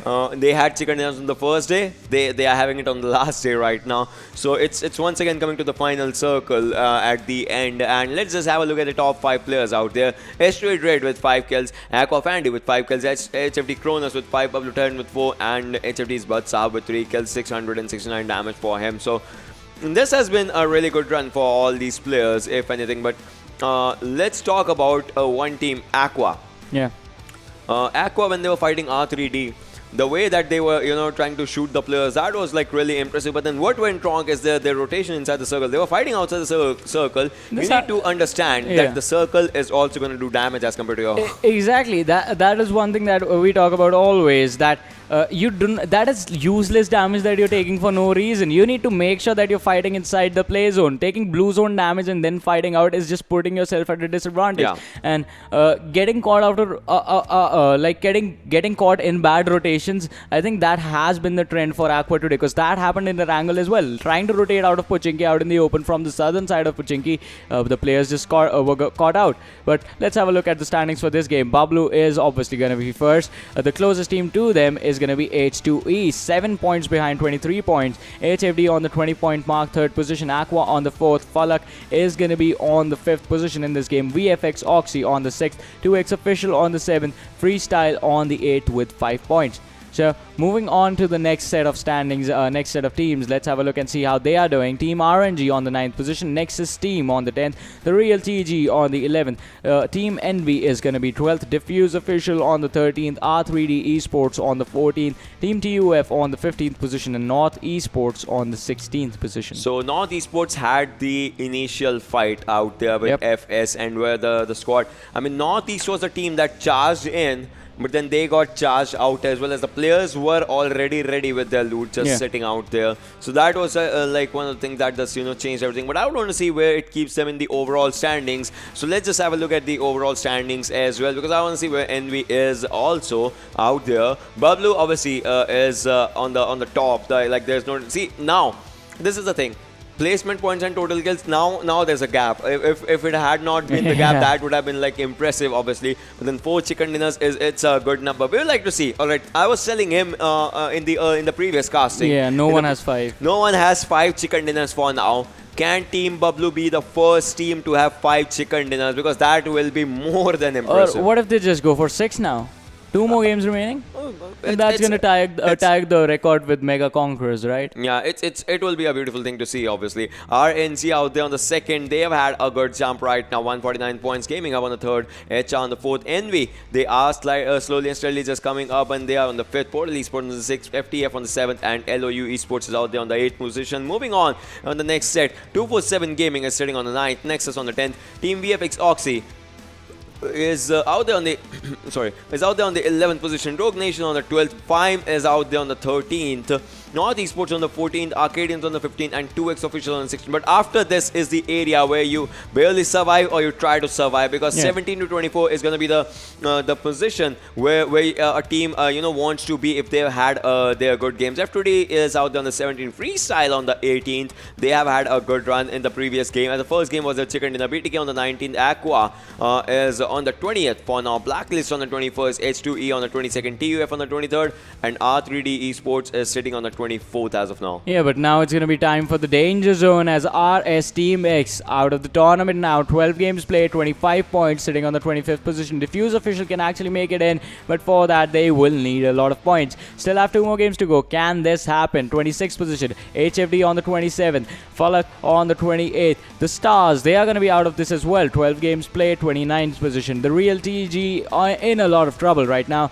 So the possibility for them making it, that is also pretty far away. They have 44 points, the difference between them and just RSxTeamx, the team on the 25th. That's massive enough. So closing that gap is going to be a big trouble. So the Real TG, they are out of it. HTeamXRange, they are going to have trouble. And KP Gaming sitting on the last spot right now, 12 games played. So they are done as well. They're done as well, yeah, right now. And so the Stars, RSX, and KPK, these teams are done for now. But then the other teams, they still have a chance. Like, just imagine. No, I'm not gonna say it that way, but just imagine. See, Aqua is in 17 to 24. Yep. Imagine they have a bad game and all other teams kind of have a good game. So it's just gonna topple each and everything out there. So I mean, Aqua also needs to be worried about the situation, because they are safe, but these 2 games can change each and everything at the situation. Yeah, it can definitely change a lot. And let's have a look at the kill leaders, where all the 4 players from the side of Bablu are going to be back in the top 5. Pikachu is going to be first, 32 kills. Ghost on the second, 27 kills. Tyrant on the third, 27 kills as well. Snaker from the side of Hellraisers is going to be fourth, 25 kills. And Bablu Danny is going to be the 5th with 24 kills. So all 4 guys almost together. And on the 6th position, it's going to be Enemy Apps, 22, PES, Portal Esports, Vegeta with 20 kills. Hellraisers Adnan is going to be 8, 19 kills. Gaming Hub Adil, 19 kills, 9th position.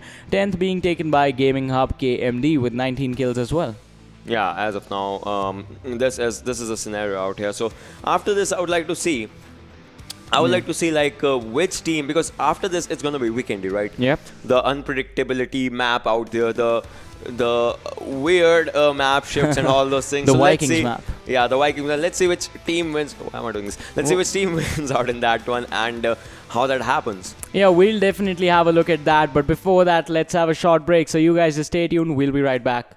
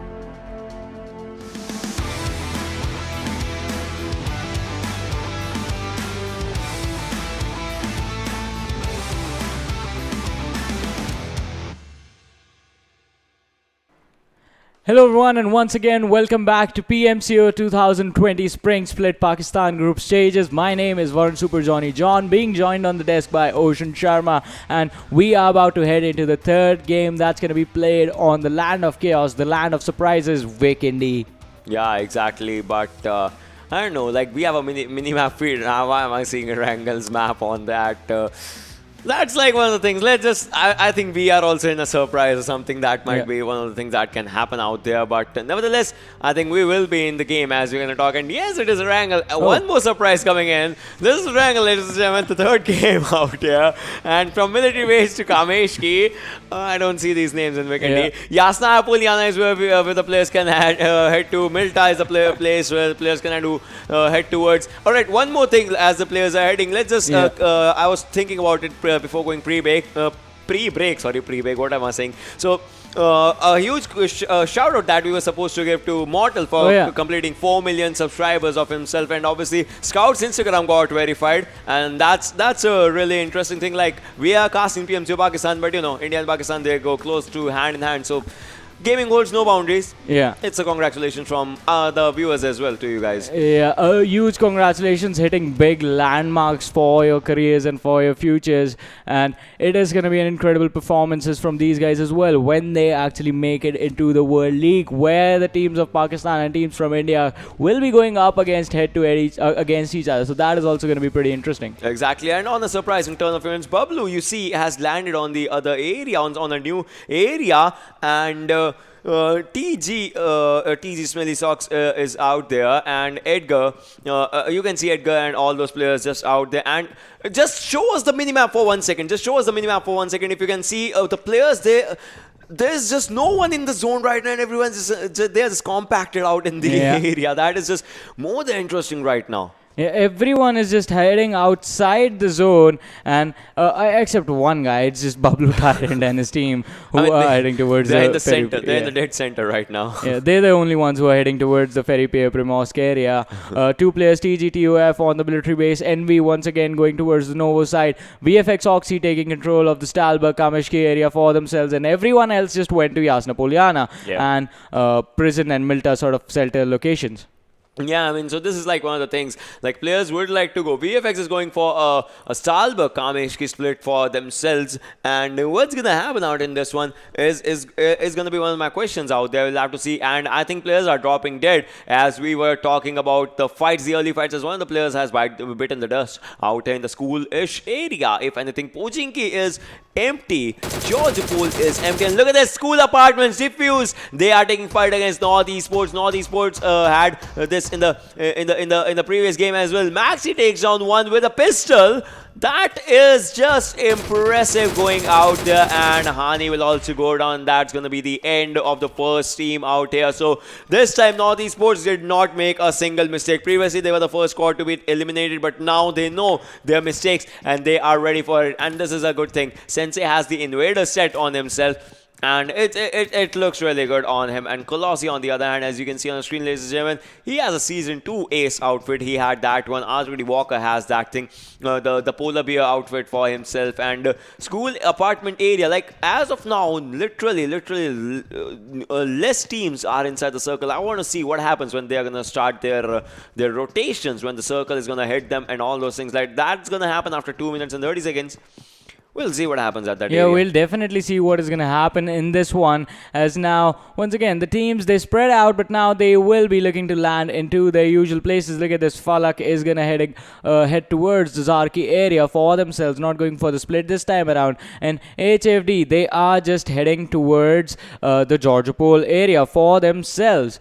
And a lot of teams still constricted towards the Yasna Poliana and School Rozok location. So that, I think, is going to be an early fight. As look at this. Okay, so Tyrant was the only guy who went to Ferry Pier. His other two teammates, Danny Pikachu, and I think the last player is also going to be present towards the Yasna Poliana location. So that is going to be an interesting situation. As I have been saying for the past 3 minutes, fights can happen over there at any given time. It's a huge city, and it's quite easy to hear the footsteps while the players are going to be rotating for the loots, and as the sound cues come in, you can strategize your engagements. Yeah, that is totally true out there. And R3D in the Rozhok area, they are just, just going to go for their loots and just going to pick up their loots as they can out for themselves. We'll have to see what happens. Rozhok area seems like a good area to rotate, to loot and all those things, but what next? What next movement can they do? Because they are in the circle, but they are at the edge of the circle. The edge of the circle that just touches Rozhok, and after that is going to be something. But Bablu, I think Bablu, Danny is the person that I saw in the kill feed running out there. He did not he did not pop anyone down as of now, but he was taking some shots on someone. So this is a interesting one. Yeah. Bablu Tyrant is in Ferry Pier. Yep. While whole of the Bablu squad is near Mansion area. Like, this is an interesting one for me. Mansion, the school apartments, the middle area to all those areas. So that 3-1 split surprises me. Yeah, that is definitely surprising, but I think they do have a plan in mind for themselves, because keeping a player safe, I think that is the strategy they're going for this one. Tyrant, he is going to protect their cover for the later stages of the game just by being in the center, and they will have a rotation available for themselves. But on the other side, that could actually mean that if the other players get caught out, they are going to be in a lot of trouble for themselves, and HTeamXRange is quite close to them, so they are closing in from the behind. Bablu, they need to be careful, but Freestyle is there as well. The team that got the chicken dinner in the first game of Erangel, will they do it again this time around? That is going to be a big question, as Envy, as always, they are going to enjoy the control of Novo that they have for themselves. Yeah, I mean, as of now, that seems like a good thing. But then this is the circle on the screen, ladies and gentlemen. We'll have to see what happens in the as the circle is going to be moving slowly and steadily in the other areas. Bablu, as you can see, like now they have started their movement. But look at this,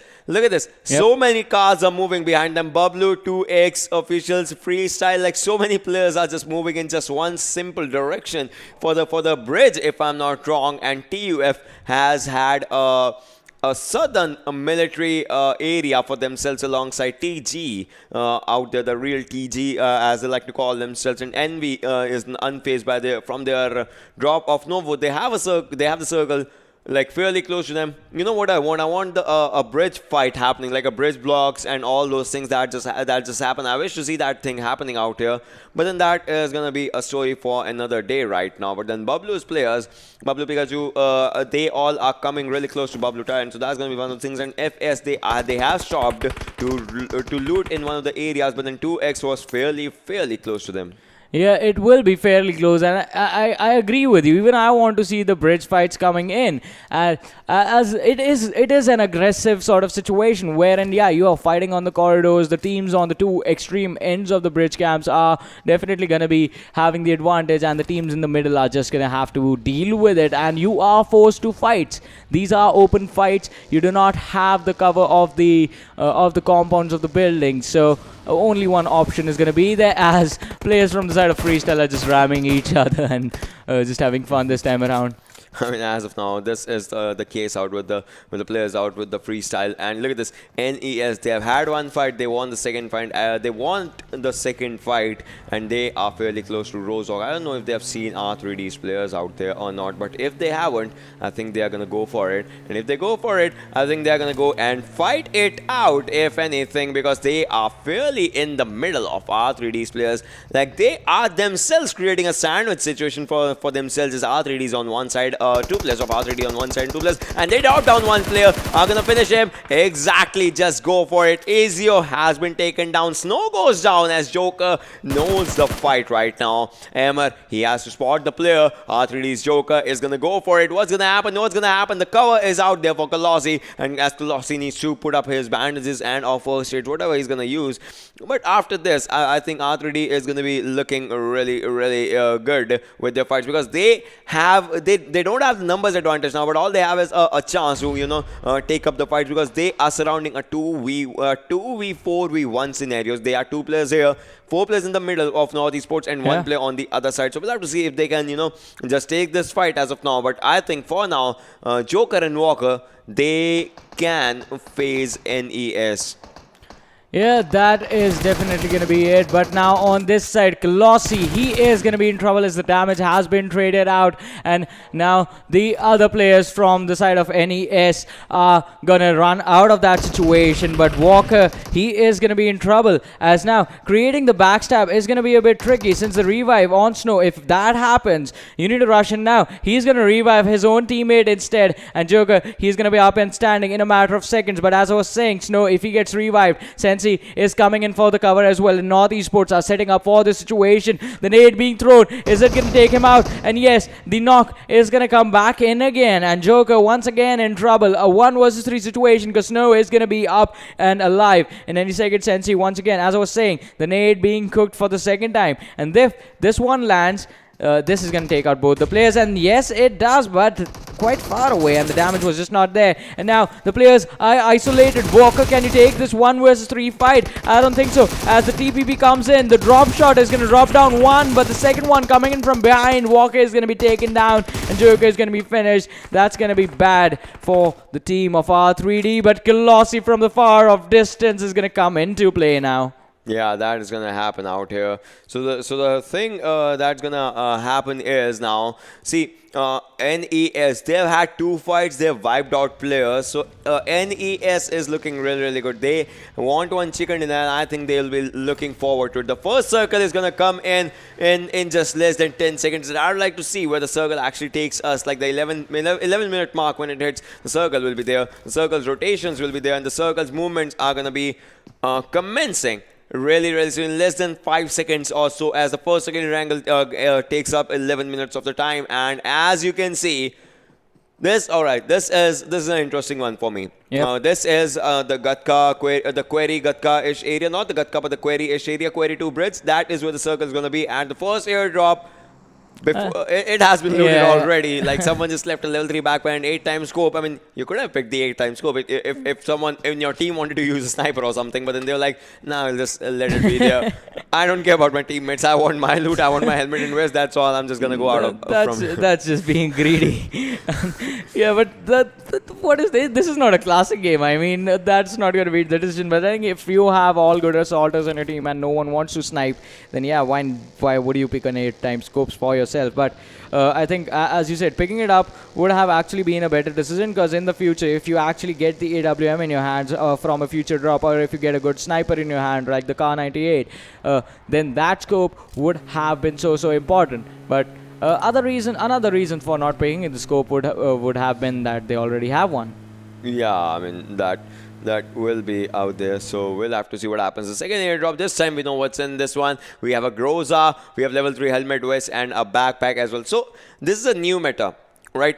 Previously we used to see just the helmets and vests in the airdrop alongside with a gun or something. Now backpacks are also arriving slowly and steadily, level 3s. So that is like a new thing. Like, if you want a level 3 loot, you can have the level 3 backpack as well for yourself out there. So that is like a new meta-ish thing that is just coming out in this one. Meanwhile, out here we are 12 minutes and about to be 40 seconds into the game. We'll have to see where the circle actually lands and where it goes. But on the other hand, VFX Blade Oxy, he has had a bit of damage for himself, but now he will be trying to stay safe. They are picking up all the meds and everything that they just need for themselves. They are going to be out there boosting up for themselves, and maybe going to go for the fights once again if the fights are going to hit them.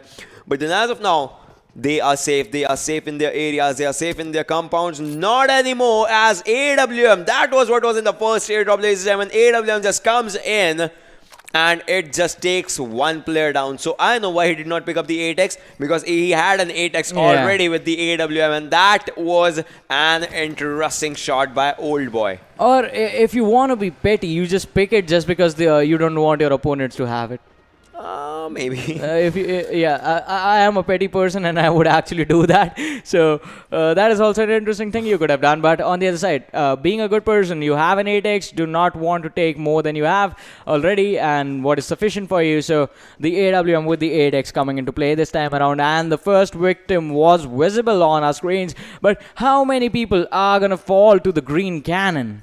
That is going to be the question. Yeah, it is definitely going to be the question out there, because Arctic Warfare Magnum, that just, the slowest one does the highest damage. I mean, Yep. the reload time is out there, only 5 bullets and all those things. So you kind of need to, use it with proper variation. So that's like one of the things. Smelly Socks, on the other hand, out there with DP in his hands right now, just trying to spot the players. And Dread, he has the AWM this time around. He is gonna see. He has spotted the players of VFX Oxy out there, but still, the damage was done once. Now they know that they should not be peeking, otherwise the helmets are gonna go once again. So, and they'll just stay out there in that area. They'll just say they'll just be out there. And this is going to be the slow phase of the fights right now, like the 15-minute mark, because the players will try and spot each other, but then they will be having an adequate cover to play with them. So there's a circle is going to come in, and the military base is empty now. Obviously, the secondary drop, no one could take it because that was in the water area. That is still really close to one of the teams out there, as you can see in the minimap, but still no one is going to keep it. No one is going to take it, and the players are still going to just stay in their locations. You can say they are going to chill in their locations and wait for other players to make a mistake, or maybe just go for a drive-by or something. But for now, the players are going to just stay safe out in their areas. Yeah, they are just going to be safe as moving towards Ferry Pier. I think that is going to be an interesting situation. But Zameen, he is going to be reuniting with his teammates. And Bablu, they are going to be in a comfortable position now as all the members are together. But they still have to deal with the fact that they are present on the eastern side of the Ferry Pier. And there are a lot of teams closing in towards their direction as well. But Dread, with that AWM in his hands, is barely going to miss out from the opportunity of spotting out the players from the side of VFX. So Yeah. they are going to be happy about that, I think. I mean, for the second time, they'll be happy because the first time the shot was connected and it just Yeah. took one player down. So now they'll be like, all right, so that's one bullet waste. So let's just make him waste more bullets out there if he can, or if he will go for it, because he has his eyes on VFX players. He is still trying to spot them. If he does, obviously, he's going to do a lot of damage out here. But still, he hasn't done it as of now. And I saw Bablu Zameen as well on the right-hand side for him somewhere. We'll have to see where the players are from those squads like Bablu. You can see they are out there. Pikachu and Zameen is out there. Tyrant is out there. Where is Danny? That's going to be one of the questions. And NV squad is also going to be one of the questions. Where they are. Where is Aqua? Where are the other players? And how are they going to deal with their rotations? As the circle is going to shift in a while. And the circle shift. Which team will be in the next circle or which team will not be in the next circle? Those will be some minor questions, as the circle has shifted and the third zone will be coming in really soon after this one. Yeah, it is going to be interesting, but now the squad of Bablu, they are looking to rotate and they can catch a lot of these teams off guard. And we have seen this team in action again and again and again. But how far can they go? How much can they take, or how much can they take away from their enemies? I think that is going to be the question that everyone is asking. But in the meanwhile, BFX Oxy Blade, he's going to catch a few of the players of the side of H2E, catching off guard. But on the other side, Envy, they just charge in. Abso has taken a lot of damage. Deadshot left out in the open. He is going to be taken down, as Failure is going to be taken down by Deadshot. Dread has dished out a lot of damage. But you need to watch out for Blade, my friends, as well, because him with the Mini 14 is going to be able to take down a lot of players. But on the other side, Aqua, they are going to drop down Abso. And now Envy is going to be in trouble, as Psych is going to pop out the smoke for the revive of his teammates. And Fatty is going to drop H2E. Dread, the man with the AWM, has been taken down. He needs a revive so that he can help his team out against the team of Aqua, who are fighting from that downward slope. Yeah, but look at that. The grenades and all those things are coming in the HFTs. But Sahab, he will be the grenade out in this particular fight right now. And HTeamXRange, he will be trying to give up a revive if he can. VFX Oxy takes down the sniper guy, Dread, and they are just, he is biting the dust right now. And here Venom also takes down one player and he is finishing him from the 2x's side.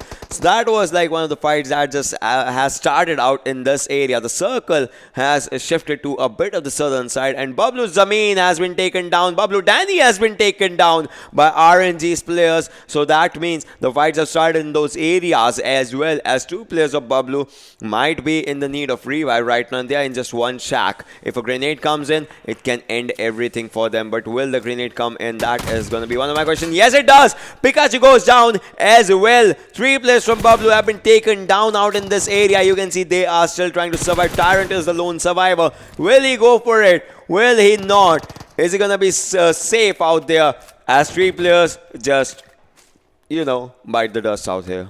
Yeah, 3 players from the side of Bablu, they are going to be taken down, but Pikachu, he is going to be in so much trouble now as the help is just not going to come in, and RNG was the team that actually did it. RNG was the team that made it happen, and I think they are going to be sitting in a comfortable position, just happy about the fact that they took down one of the strongest teams in the tournament, a team that was destroying everyone, but the mastermind is still alive. Tyrant is still there, and he is gonna wait for his moment to exact revenge upon these players from the side of RNG that are still gonna run around this map. But he needs to play passive now. That's one of the things. Yeah, I mean, obviously, he kind of needs to play passive, and that is going to be an important one out there. But for now, the major thing is going to be that the zone for you guys is going to be on the Gatka-ish area. So the players around those areas like this, NES, the team that has had 2 fights and they won both of them, that's going to be one thing. And we have on the other hand takes on 1 player from Aqua as they just take them down. Bablu Pikachu has been taken down as well as RNG's players were taking the fight. Airdrop number 4 had an M249 as you guys could see out there. And Bablu Tyrant, the lone survivor from Bablu, is going to go super passive out here because he does not want his team to get eliminated in the early stages as of now, like the early stages in top 13 or something. He wants to keep the momentum of his team just growing up and growing up. If he can do that, that's going to be like one of the most interesting things out there. But will he go for it is going to be one of my questions, because he has a fight in him, but he does not have a backer, and that is one thing that's going to limit him from fighting out. And we have saw moving in forward, and with Deadshot still out there, we'll have to see what happens. FalaQ squad is also out in the Gatka area. So for now, I mean, each and every team has their particular area. There's a 4th circle, ladies and gentlemen, 1 minute and 30 seconds more, and after that, I can bet you the fights will be at a massive level, because look at the shift of the circle as well. Yeah, the shift of the circle is pretty significant as it has moved all the way towards the northwestern part of the map on Gatka area. And now the teams, they are going to be forced to rotate in there, which is going to be a big trouble because now the open rotations are going to come in, and the players from the side of FS Freestyle, they have caught on to the players from the side of VFX Oxy, but the shots did not connect, so you had to stop in. And as they stop, Teen Wolf is going to step into action, dropping down one of the players. Baba is going to be taken down as well. That's just going to leave 2 players. One of them was quite low. Malik is going to finish off one of the players from inside of VFX Oxy, and that is going to be an even trade. But the finishes from Teen Wolf, he is still not done with them, and another player is playing quite out in the open. Futuritsu is the only man who is in a good position to fight. Malik, he has to go to his teammate. They need to regroup and they need to re-strategize. As Raze, look at his position. He is in a really aggressive position, and that is going to work out in his favor as another man from the side of Freestyle is just going to go down,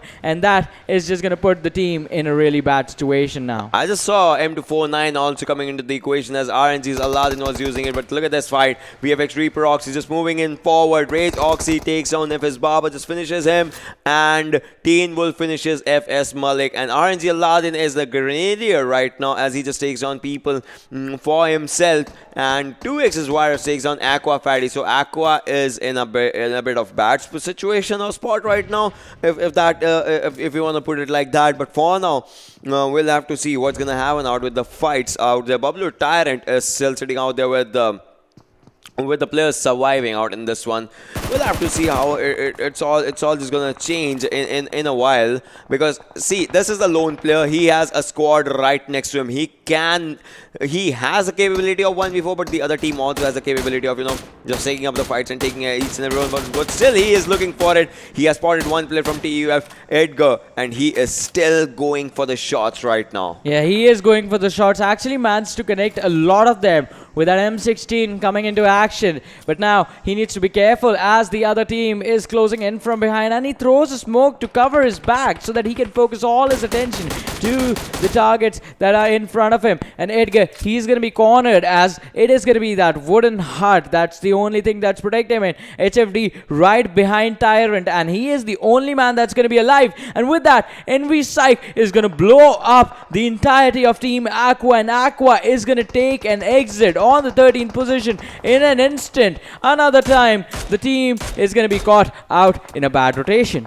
I mean, I said maybe Team Aqua can have a bad game, but I never thought that it will be this sooner right now. But on the other hand, Envy Absor takes on one player from 2x and just finishes him. But kill has been stolen by RNG's Hamzat as they just go for entire. Look at this. Look at this. He is so low on health right now. He knows that he's a lone survivor. He needs to.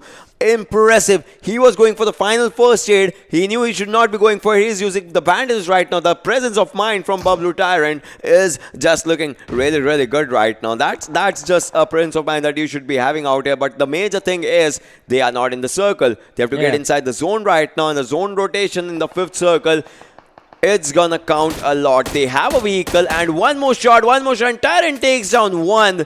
STUF Venom just goes down. Now it's a matter of time. Can they finish him? As he is going for those tap shots out there.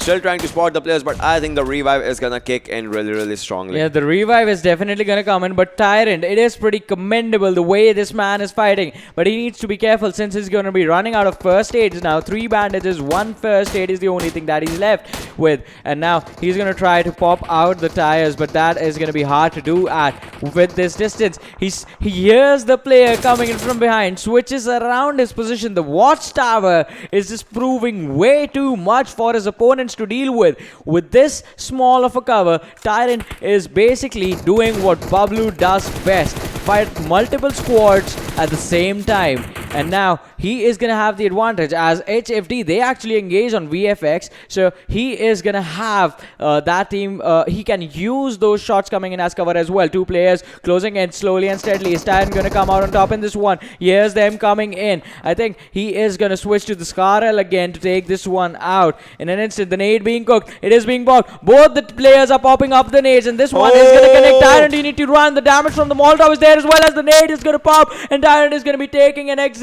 on the 11th position, and Nexus is going to go down on the 10th. But what that nade did was drop Reaper so low that the other team is going to be able to finish him off, and VFX, they are going to be in trouble. But now the revive from Rage is going to be there, so I think Reaper is going to be saved. Probably. Freestyle also gets eliminated out in that one. 9th position. 8 teams remaining. VFX Oxy with just 1 player surviving, still outside the circle. And as out here, you can see TUF's players, they are at the edge of the circle right now. But for how long? Team VFX Oxy gets eliminated on 8th position with 8 kills. That's obviously gonna give them a huge boost, if I'm not wrong. Envy Deadshot has been spotted. He is low, not as low on health, but still they are taking the fights. Will it be Envy's game right now? That is gonna be one of the questions. As you can see, Deadshot takes on 1. FalaQ has been taken down, and Absaw with a grenade just moving in, charging in, creating a red zone for the players. And his side gets a revive right now. The grenades are coming in, and yes, Maxi goes down out there for North Esports. That should not be happening right now for North Esports, and the grenades are coming in, but still they have an adequate cover for themselves right now. And so does Envy's Deadshot, as he is right in front of a vehicle right now. FalaQ clone goes down, as Deadshot just takes him down. Fugler has also been finished by him in just 1 spray. We'll have to see, can they just take this fight, because after this 25 seconds they have to get inside the circle as well. If a player goes down, he won't be having a chance to revive. And the final player, Deadshot has been taken down. 1 HP for respect. Will they be giving a kill to someone, or is he going to pop up a first aid? 13 more seconds, ladies and gentlemen. He has popped up a first aid, wants to actually move into the other direction, wants to show himself on our TUF is outside the circle right now. 4 seconds, 3 seconds, 2 seconds, and 1 second. After this, the circle damage will be real right now. For the respect should be knowing that there is a smoke for him, and he will be spotted. Deadshot cannot be revived now, and we knows it. And Deadshot will be taken down by the play zone itself, if I'm not wrong. And Ahmad is out there. NES Snow spots 1 player. North Esports out in that area. What's gonna happen? 1 goes down, 2 goes down. Snow is looking really good, and he moves into the other direction, spots the other one, and will be taking him down from behind. And I think that's gonna be the end of RNG, as this guy actually had an incredible number of kills for himself right now. In North Esports, they are putting up an amazing performance now, and they will have to do that. Just like the first game, this time as well, they are on fire. But on the other side, Envy Apsa is going to be taken down. That's just going to put another strong team in a discomfortable position. North Esports with just one player alive, Envy with one player alive, and Team HFD, that's the only team there with all 4 players in there. The real TG are still present in this game, but they still have no kills. On the other side, on the extreme end is going to be Envy and North Esports. Both teams sitting with 11 kills each, but one player from each team. So the points are going to be coming into play as soon as the game is over, but they need to make sure that they have a good standing as well, because position points they give you a huge boost for your side. But now TG the bot, he is going to look to spot out the players from the side of TUF, hiding behind the smoke, hiding behind the tree. But can they do that? Smelly Socks has the DP on him. His armor, his helmet has been shot out, so he needs to be careful as to if he takes a headshot, that's going to be in trouble. The bot was running out in the open, and Thor is going to catch him off guard. Now it's the Smelly Socks who's the only man left standing, and Snow with a nade coming in is going to get another knock for his team. Smelly Socks takes a lot of damage, drops down to 50% health, and Snow is going on a rampage as he is going to get a lot of kills. He is the Grenadier now. The grenades are playing, I mean, utility is going to be important, especially when you are outnumbered, and the man is showing an amazing performance and an amazing display as to how you use them. Smelly Socks on the other side survives with just 5 health on him. He is healing slowly and steadily, but he needs to be careful. On the other side, HFD butts up. He's going to come into play as he will drop 2 of the players from the side of HFD. Just one man standing, and Venom is going to be finished off, but Smelly Socks is going to be taken down by one of the players, and now that's going to be the last guy. Oh no, Thor is going to be taken down, and Snow is going to be in the top 2, and HFD versus North Esports, 1 versus 3 situation, or both the teams going for the crawls. Butts up, stands up, runs towards Snow, look to spot out the players. They have the man advantage, they can do that, but Snow, can you take this fight if the players are rushing in towards you, wrapping around the rock, peeking from the right side, and Snow is going to spot them out. Jump shot comes in, takes down 1, but the other 2 shoot him down. Incredible gameplay. North Esports' Snow had 6 for the team, and that guy, he did a 1v4 previously with RNG, and now it was a 1v3, but obviously 3+ charging in the same direction, that just catches him down. But if I'm not wrong, North Esports has 13 kills. Yeah, I think they will be on the first position in terms of the points, because on the other side, HFD, they just have 5 for themselves, so that's going to be 25 points coming in. But 13 plus 14, that's going to be like 27 points coming in for the side of North Esports. I mean, the team is still lacking a chicken dinner, but they can actually top the table. But then, for now, let's have a look at the team's chicken MVP out there. It's going to come from the person who has a chicken dinner. The team that has a chicken dinner, HFD's Butts Up, 2 kills, 341 damage, 28 minutes, 44 seconds of survival time, and 10 kilometers, almost 10-ish kilometers of distance traveled. That's a really good amount, to be honest. Yeah, that's a really good number coming in for this guy. And once again, a lot of mileage on him as well. Just talk about distance travel. 300 damage, 2 kills. In those final moments is when HFD sort of started to come into action. And a lot of surprises in this game as well. Aqua being taken out early. Bablu being taken out early. Envy was in a lot of trouble. VFXoxy was in a lot of trouble. So a lot of good teams take an early exit on this game of Erangel. But let's have a look at the top 5 players from this game and see how they were doing and how they did. What sort of a performance did we get to see from these remarkable individuals? As North Esports Snow, the last man surviving, 6 kills on the guy, 1000 damage. Envy Psych is there as well. 5 kills, 714 damage. VFXoxy's Rage is going to be there, 3rd position. 5 kills, 550 damage. North Esports Sensi, 4 kills, 732 damage. And Hammers from RNG is going to be there with 4 kills, 385 damage on him. Yeah, as of now, these numbers seem really good. Like, Snow all alone, he just changed everything for the team from North Esports. I would like to see about the standings of this Erangel and where it keeps the teams and where it's just going to, take the teams, because Bablu, they had a bad push in this one as well. Like, the push was good, but then they kind of fumbled, when the 3 players just were taken down, and Taran was the only one surviving. He still managed to take up a fight, but then the grenade and the Molotov, that was one thing that just just kept him apart, away from the circle and from all the fights out there. So let's just have a look at the standings of this particular match of Erangel, and let's see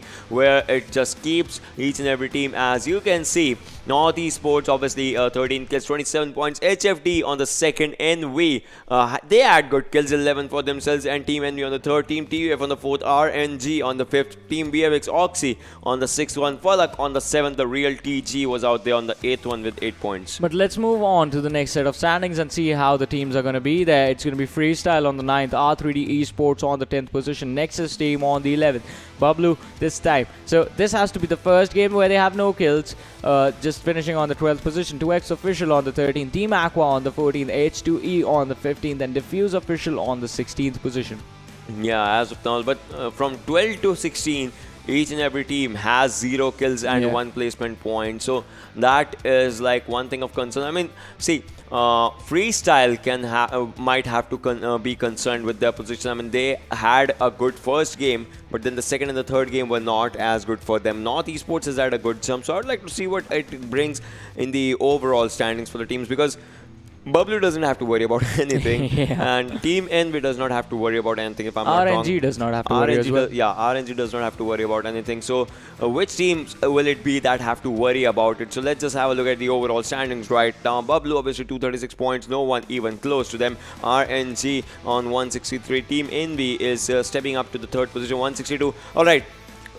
Which team do you think will be sitting on the second? Will it be RNG or NV after the final standings? I think it has to be RNG, the way they played the last game. I think NV can just step up and they will be on the second one. Let's just agree to disagree on that one. See, I also wanted to pick up RNG, but then I was like, I'll always pick up the different team than he's picking. But then I'll think that it's going to be NV. Gaming Hub is going to be on the fourth, Team HR on the fifth, Portal Esports on the sixth, FTF on the seventh, and LOU Esports is going to be on the eighth. Moving on from 9 to 16 is going to be 247 Gaming. Team VFX Oxy, they've had a good jump in this one. They have 2 chicken dinners for themselves. Nexus team is on 11th. North Esports on the 12th. They had a good game in this one. They had good amount of kills. Rogue Nation on the 13th. Fime on the 14th. HFD on the 15th. And Freestyle is on the 16th right now. But moving on to the next set of standings, let's have a look over there. Arkadians still in the top 24, dropping down a little bit, but quite comfortable this time. HTeamXRange on the 18th, Team TUF on the 19th, F2D Esports on the 20th, Team Aqua on the 21st, TeamBTK on the 22nd, and H2E is going to be 23rd, Blacklist 2 on the 24th. So Aqua somehow managing to still stick around for a little bit. And moving on to the last set of standings, let's have a look at the danger zone as well. R3D Esports on the 25th, RSxTeamx out of the tournament right now, out of the semi-finals, 26th position. DFUZeOfficial on the 27th, FalaQ is going to be on the 28th, the real TG on the 29th. The Stars, they are going to be out of the semi-finals as well, 30th position. HTeamXRange on the 31st, and KPK Gaming, another team that's going to be taking the exit out of the semi-finals. It's going to be on the 32nd position. Yeah, as of now, these are going to be the positions for the teams. I mean, R3D Esports, 1 game is left out for that team right now. DFUZeOfficial's 1 game, FalaQ 1 game. They can step it up. Real TG can step it up. I mean, the teams have that power in them. They have the capability. Let's see if they just go for it, because 1 final game is coming after this one.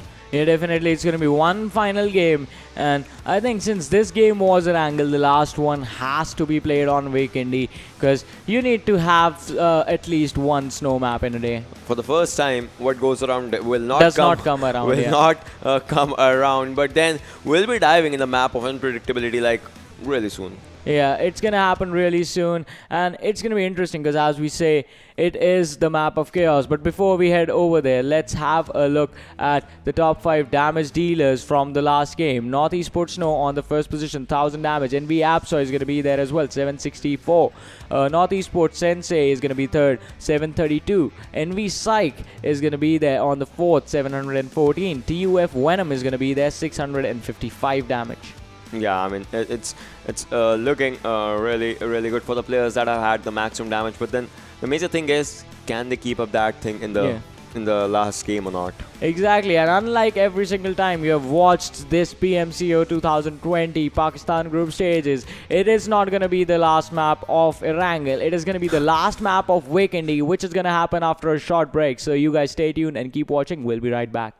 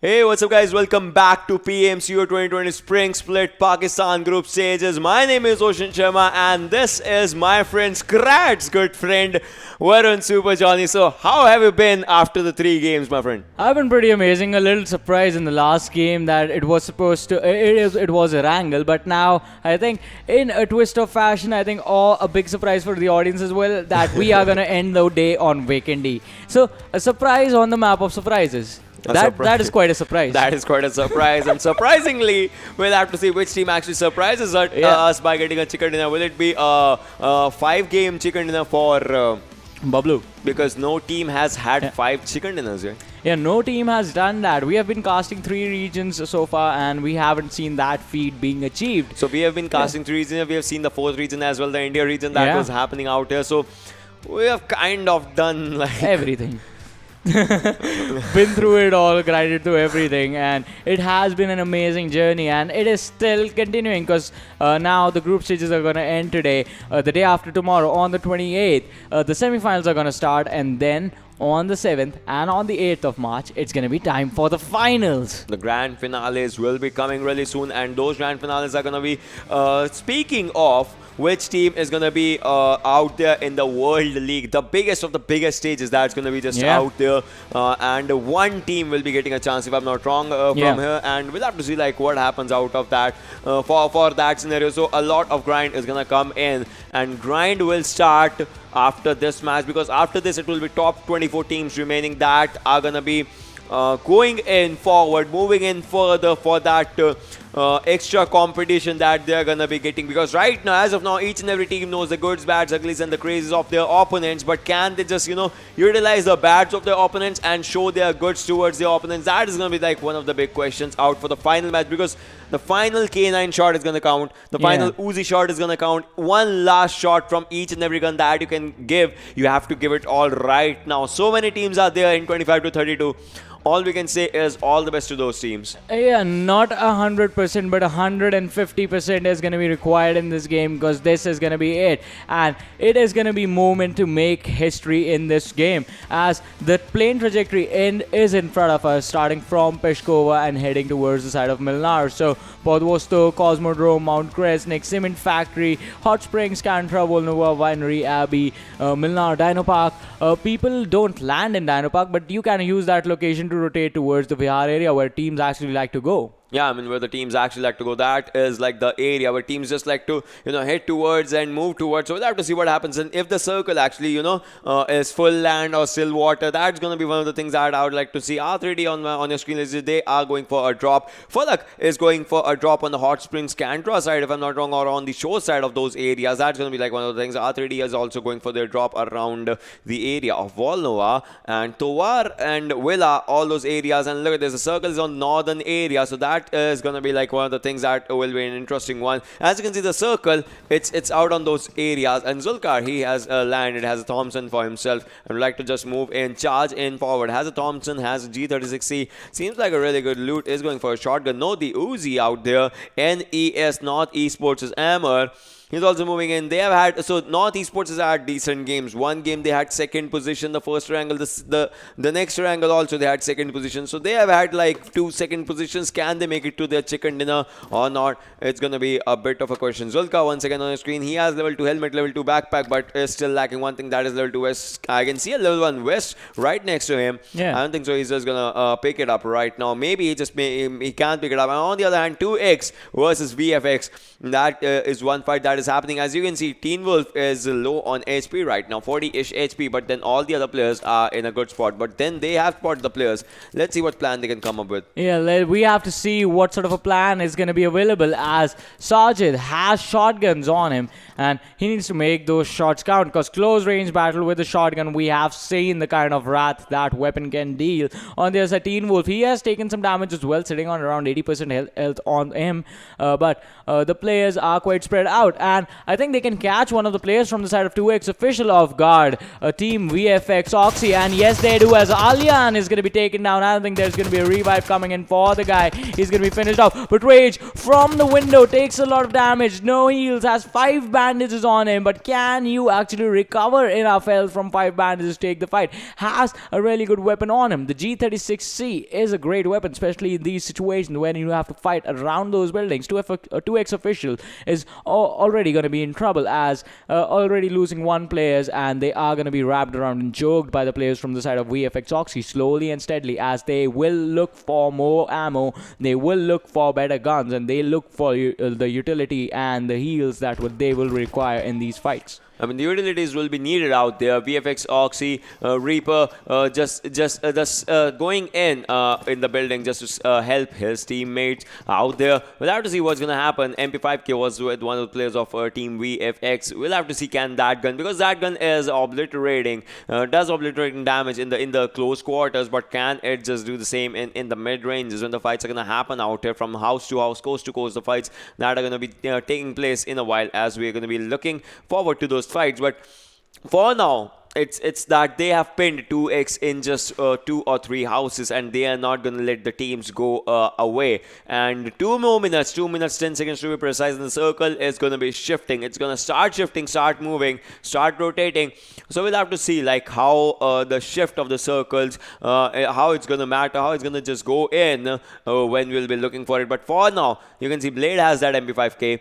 He can put it to good use, but the thing that's gonna actually restrict him from doing it is the fact that he does not have a vest as of now. He only has a level 2 helmet, he has a level 2 backpack, but then backpack it's good, but helmet with the helmet he kind of needs a vest as well. Yeah, with the helmet, the vest is going to be important, because usually the shots actually connect to the body. Yeah, you aim to the head, but the chest is a bigger area and you need to protect that as well. But are you going to take this fight? Because this has come to a standstill now, as Blade is trying to look for information. And once again, the teams actually slow down the pace of the fights just because you do not want to rush into a compound blind. First, you need to know where exactly the player is, how many players are in there. And if you actually just figure out and spot a couple of players and you're confident in your abilities to take the fight, then you actually charge in. But on the other side, you actually wait to see the number and the location of the players before charging in. Let's look at the circle. It's on the northern side. So a lot of teams from the southern side, the rotations are going to be pretty weird and pretty risky for them. But Virus, he's going to catch a few of the players coming towards him. Is he going to take them down? Takes 1 down. Rage has been talked down, but Reaper is going to be taken down as well. Virus in a 1 versus 3 situation, he's going to fall down, but the other players from the side of 2x, they are coming in. Major YT, can you clutch this one out for his team? Can you stop the revive from kicking in? Blade is going for the revive right now, but the TPP, can it do the work? Oh, he switches in the wrong direction, but Major is going to be taken down as well, as the shots from behind, they are going to manage to connect. And now VFX, they are going to be in the bad situation is going to become a little bit recoverable for them. But on the other side, HFD going up against TUF, they still managed to come out on top on that fight. And T2X, this was a situation that you somehow managed to take control of, but then lost in an instant. Exactly, the fight's happening everywhere. And look at this Murtaza, he is trying to finish what he just started out there. The knocks being turned out into kills out here. Terminator is the only one that is left out in this scenario, and VFX they have taken the fight with themselves as well. Just 1 player remaining out here for 2x. Will it be their end game in the final game or not, as the player still has a fight, but not anymore, as 2xOfficial will be eliminated out on the 16th position. Coming back to the fight out here that FS is having with the players of North Esports, we'll have to see. So this exact fight was what happened in the first game of Erangel, the final circle. Yeah. And the second game of Sandhawk, the initial circle. So we'll have to see if the fights just go for it, because previously NES, they got eliminated as FS just went in for a fight, and the same thing is happening out there. NES has lost 2 players. NES is with 1 player now, as they lose 1 more. He has been taken down. FS Baba moving in forward. Baba is trying to go for it. TPP coming in from his side, from the side of the players of NES, as you can see, but then the players are just moving in. Baba also needs to charge in. The Molotov was thrown, which is going to leave them aside right now, but I think Futrutsu knows what he has to do. He's going to throw a Molotov of his own zone just to go for in. And this Molly, I think, is going to do a lot of damage, and the damage has been done. Look at Emma. He is getting shot at from one side, and the Molly damage is being coming to him as well. Now he throws a Molotov of his own. What are you guys cooking exactly out in that area? But the grenade is in, and the grenade is going to do some damage. Team TU gets eliminated on the other side as well, and Amber is the one that is just left alive out here. Players moving in forward, and they are gonna leave it out as another squad bites the dust, and this time it's gonna be the North Esports. North Esports being eliminated, and those Molotovs just to delay the players first on the lower side of the stairs, but then the Molotov from Futuritsu that just burned a man alive, delayed the other one from making any moves, and is going to result in the elimination of a team. But now on our screens we are going to see Diffuse, and I think they have a squad just parallel to them on the right hand side. But is the information going to be given away? I think so, because I don't think so, because the vehicle that they were traveling in, that's on the further side, on the further left-hand side. So that is an interesting thing that just happened, and can be a really good strategy. Not giving away vehicle now, just keeping it far off and going for the longer rotation, just so you do not give away as to where your team is. Exactly, that is like one of the things that's just going to happen out there. But then look at this, RNG was out there, and the first airdrop has a Groza for you, ladies and gentlemen, the Groza lovers out there. You can keep it up with the level 3 helmet, level 3 vest, and obviously the adrenaline syringe also going to kick in. So if you guys want to use it, you can just use it, you can just go for it, and that's just going to be one of the things. We'll have to see which player actually takes it up for themselves right now. But then coming back to the fact that the fights that were happening in all those areas, 3 teams already got the early elimination, and see, no doubt some of the teams were in a good spot, but some of the teams will be ending up their day on the bad spot after those fights. But then coming back to this thing, as you can see, FS has picked up another fight. They eliminated NES right now, and now they are picking up another fight as FS. Baba goes for Teen Wolf out there. Reaper Oxy. So many players being dropped down right now. This team has 5 kills as of now. They are going to make it 6 if one of the players also goes down. See, just one player surviving. They know it. They are moving in. They are charging in. Malik is moving in forward. Green Wolf Oxy goes down, as well as FS just takes up the kill, and Rage Oxy will be the lone survivor. No, the revive has been given. The player will move in. The player will go up, and he would like to revive. He would like to pick up a first aid and just use it out there. But the grenade is coming in. The grenade exact location.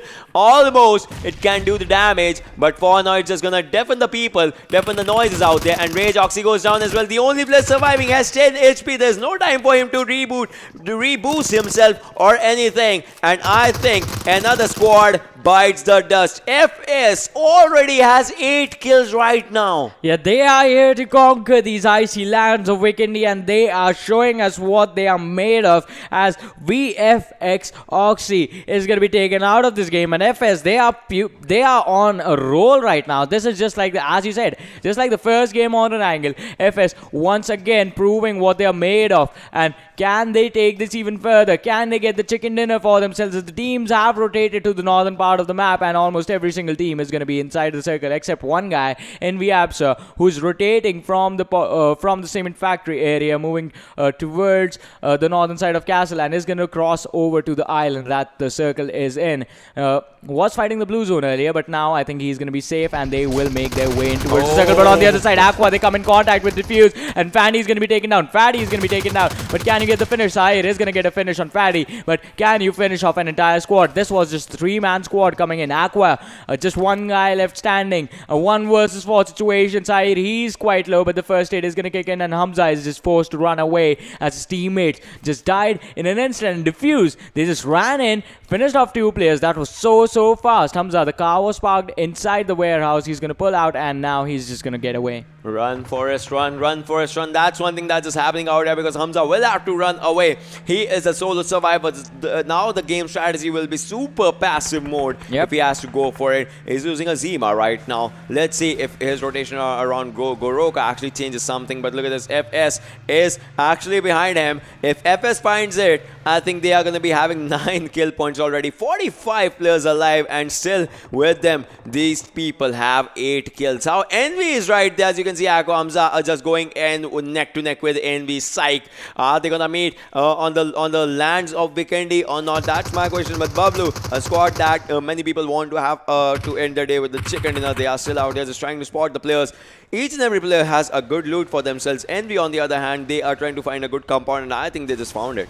Yeah, they have definitely found one, and Envy, they are going to be pretty happy about this one. But on the other side, having the teams this close to each other, because if you can have the minimap on a second, but that is going to happen after a while as FS, they go up against TG, and the bot with that high ground is making that G36C in his hands count, and Imad is going to come in from a flank. FS, they were amazing in the earlier fights, but can you take this one when all your players are down? Black, the only man left standing. The Molotov is going to be there to flush the player out, but he's still sticking around, and in just one shot, FS, they are going to be eliminated by the hands of the TG.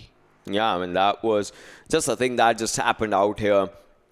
So the thing out in this one, if anything, if I like to say, is that the squads that are being wiped out here, I mean, what if they were supposed to be at 24 with just 1 point? You know, we have seen that 1 point gameplays in which with just 1 point a team goes from 24 to 25 and all those scenarios, and the top 24 teams just remain out there. So those things, you know, it's gonna be counting a lot out in this one. But for now, let's just come back to the game. This is just the second circle, ladies and gentlemen. And the second circle, it still has all the teams out. As you can see in the minimap feed, the teams are inside the circle. The circle is out in the Port Krichas area, coal mine, Goroka. Those areas are still inside the circle right now, but from there, where the rotations are going to go, where the rotations are going to come from, that is going to be like one of the questions out there. So, well, let's see how it all just changes with the game, with the pace of the game. Yeah, we still have to see how things are going to change as teams who were present, right, clustered up in the center, are looking to spread out in different directions. R3D are in an interesting situation as they are right on the edge of the outer circle, and I think they are going for the safer place this time around,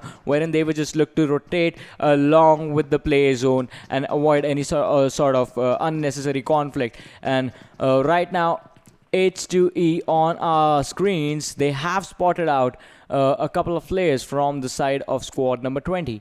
FalaQ is going to be the squad, and you have to be careful because in that engagement, this is going to be an interesting one as well, because Envy is coming from the back. Bablu is already present in the compounds towards the back as well. Talking about things present, it's going to be the MK14 in the airdrop number 2, extended quick draw mag with the level 3 armor, the helmet and the backpack all in there. But the next circle is also going to be centered around the Goroka area. So Krichas, Goroka, coal mine, the southern side of port, it's all going to be available, and those are places filled with a lot of compounds. So once again, it is going to be the slow-paced combat that we will be witnessing from these teams, and it has to be, because you need to think out every single situation carefully, or else you will be taken out in an instant. But Walker is just going to ram his card, take like 5 damage. It was like platform number, like, what was in that Harry Potter? 9 3/4. Yeah, 9 3/4. Yeah. It was like that, but then this vehicle is not going to fly to that area. So not for now, I mean, not for now, but then we'll have to see what happens. So Team Aqua is left with one player, and we'll like to see where that one player is, because see, the team was doing really good, but then the team was supposed to be taken into a super passive mode as the Hamza was the only player that was surviving. Rest assured, each and every team has all the 4 players surviving. So where Aqua Hamza might be, that is going to be one of the questions. FalaQ always is moving in forward, and he will be contested by Envy's players. Not anymore, as he just, you know, goes to the safety, makes a U-turn, and he's like, I don't want to fight right now. Let's just be friends. Yeah, they can be friends for a little bit, but I think everyone is like, all the chips are off the table once the chicken dinner is going to be in question. But now FalaQ, they are going to go for those rotations. I think they have been caught out by some of the players from the side of Envy, and that is just going to spell trouble for that team, because now since you have given away information as to where exactly you are going to be spotted, and FalaQ can actually go in towards that team and engage a fight without them even suspecting that anything wrong can happen to them. And okay, so if we can have the minimap again, you're going to notice one interesting thing. DFUZe and R3D, they are applying the same strategy as I was talking about. The late rotations coming in for them along with the play zone. So both the teams doing the same thing. And the interesting thing is right next to each other right now. Yeah, like not that close, 150 meters away from each other. In the close proximity, but not as close as, you know, they can just go for the close range combat. But still, they are as close as that. If someone just shoots a bullet, they are going to hear that shots. And that is the one thing that, look at this. Open area, 1 HP survival coming in by Nexus Hunk. Miracle just happening out there. TG the bot, he He could have taken him down, but Yeah. now the medkit is gonna be refueling his health back to 100 HP right now. So that's gonna be one of the things. But then almost just how lucky do you have to be? I was about to say that. Hunk was like, that was pure luck. That was nothing but luck for Hunk, because he's prone down in such a bad situation and the bot just ran out of bullets at exactly the right time. Oh man, that was so close. But I think they're going to be happy about the fact that at least they did not lose a player, and now they know the location of where the TG is. So the high ground fight is going to come in at any given moment. Wolf, he is in a really good position, has the compounds, has the open rock in front of him, so the cover is definitely going to be there. Zulkar from the side of Nexus, he is trying to find a flanking position on these players of the grounders, the real TG, who are on top of this mountain. So a wraparound needs to come around for this team, but this is not going to be an easy fight at all. Yeah, that is totally true out there. So we'll have to see like how the fights and everything just keeps on going. Meanwhile, Imad, he gets shot at a bit out here, and still the pace is that each and every team is going for the fights. They are taking the fights, but then there's one thing that is just limiting them from all the fights, and that is going to be, the pace of the gameplay, because the circle, each and every team has a good area inside the circle, and after 30 seconds, less than 30 seconds, teams will have to move in, teams will have to go, teams will have to charge in. So that's going to be like one of the things that we will have to see, where the charge just goes on to from one location to the other as well, as we are 18 minutes 46 seconds into the game. To be precise, let's just call it 19-minute mark, as after that the circle is going to be hitting its toes and the players will have to move inside the circle. As you can see, Envy is also going to make a good rotation out there. The fourth airdrop has an MK14 for the players, has a first aid, has level 3 helmet vest and backpack out there. So if any player just wants to just maximize their utilization, they can just go for it. And MK on auto, I mean, it's a pretty good gun. Yeah, it is a pretty good gun, and it can do a lot of wonders for these guys as well. And the loadout is going to be important for these stages now, as the circle once again centered around the Goroka area, and the team's still not fighting. So Vikendi has always been one of the slow-paced games where you do see teams go for the slow fights, go for the late stage fights. And another interesting thing, Aqua Hamza, he's still surviving, and the way he's doing that is just staying outside of the play zone in its entirety, and he moves along with the blue zone in towards the play zone. So that can actually be disadvantages, because as soon as he stops to take a fight, he's going to start damaging from the blue zone. So he needs to be careful with his movements, and they need to be on point. Talking about things being on point, Envy, they are going to spot out the two players from the side of FalaQ, and Clone and Oways, they are going to be in trouble, as Fagle is going to be there, and he is going to be able to provide his teammates with some cover. But the players from the side of Envy are present in those closed compounds as well. And Absol, the man, the machine of destruction, is there. So they need to be watch out for him, as he gets a flank, is going to go for the shots, does a lot of damage, but not going to be able to convert anything. Gets one knock, he's going to get knocked down himself. But that, I think, is going to be enough, as since the damage has already been done. If the players from the side of Envy, they actually close the gap and actually go for the rush on this one, they can get these kills and wipe out FalaQ from this game in an instant. Easy wipeout can happen out here, but can Envy do it? Will Envy go for it? I mean, the players of FalaQ are in just one direction, just one side of the house right now. But will they be going for Absol? Needs a revive. Psych is going for it. But look at this. Look at this. Nexus is right at their back, and Nexus can just go for a backstab. If that happens, that's going to be a bad scenario for the squad of Envy, as they will be centralized and they'll be sandwiched in the situation out here. But we'll have to see what happens. For now, Envy is looking really good. Moise is out there. Moise with those 35 bullets of Uzi is out there. The players have been revived. Also has had his revive right now. He's just gonna pop up the first aids and adrenaline boost just to keep his health going up front right now. But still, the surprising factor is it's been like I don't know.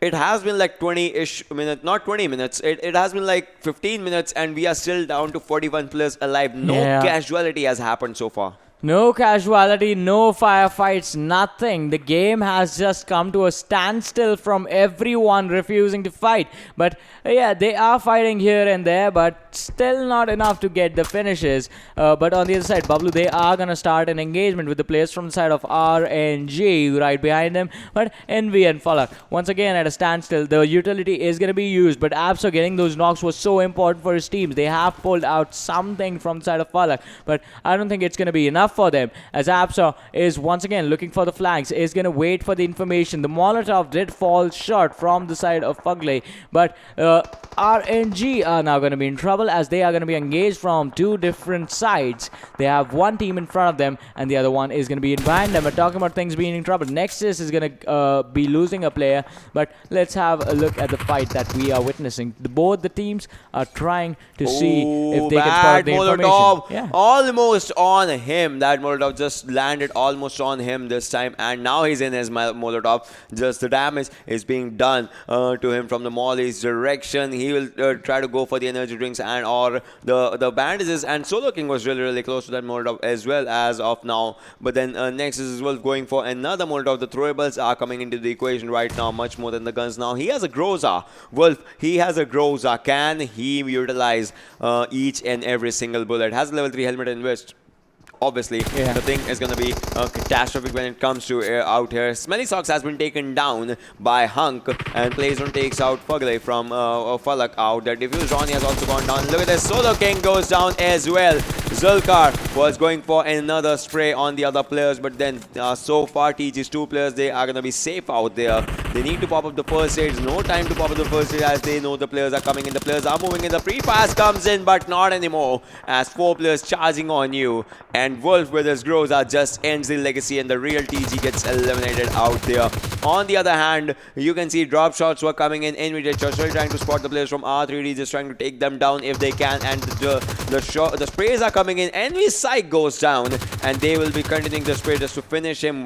Two more shots, and it can be just the end of him. And yes, it is. A grenade comes from Joker, gives them the kill as of now. Ezio is going to be applying bandages while Joker is going to give the adequate cover that is needed for the players of R3D and Envy. They lost one player, but not all hope is lost, and they still have 3 players for themselves. We'll have to see what happens as Epsom, Moise, and Deadshot are going to be holding that compound, but for how long? Because 10 seconds more, and they have to rush for the play zone. They have to rush for the play zone, but on the other side, Envy, they were dealing between two different teams at the same time. On the other side, Bablu is going to lose a player. Pikachu and Danny, they have been taken down. Ghost is the man left standing. Tyrant is going to drop down as well. Could this be another early exit for Bablu, as Ghost is the only man left standing? Can he give a revive to his teammate running out in the open? They have been cornered again by the same team of RNG, and can they get this one as the revive on Danny is going to be a thing. Ghost, he runs around as the bullets come into contact with him, and as he does that, Danny is going to be finished. That's just gonna leave Pikachu as the only man who can get a revive, but not anymore, as Pikachu is going to be finished. Ghost is going to die, and Bablu is going to take another early exit by the hands of RNG. But next is they go in on Envy, and Apsa is going to be taken down, but the spray is not going to connect on the other player, as Envy is also going to be taken down by the Nexus's Wolf. That was something impressive. Like, Wolf has a Groza, and he is bringing the results with the Groza right now. And those results are much incredible ones, because that is one thing that is happening. Nexus once again, you know, just taking out Diffuse as well. The players of Diffuse that they just took down right now. The bot has 2 kills, but 770 damage. That is a lot. FS Baba has 2 kills and 648 damage.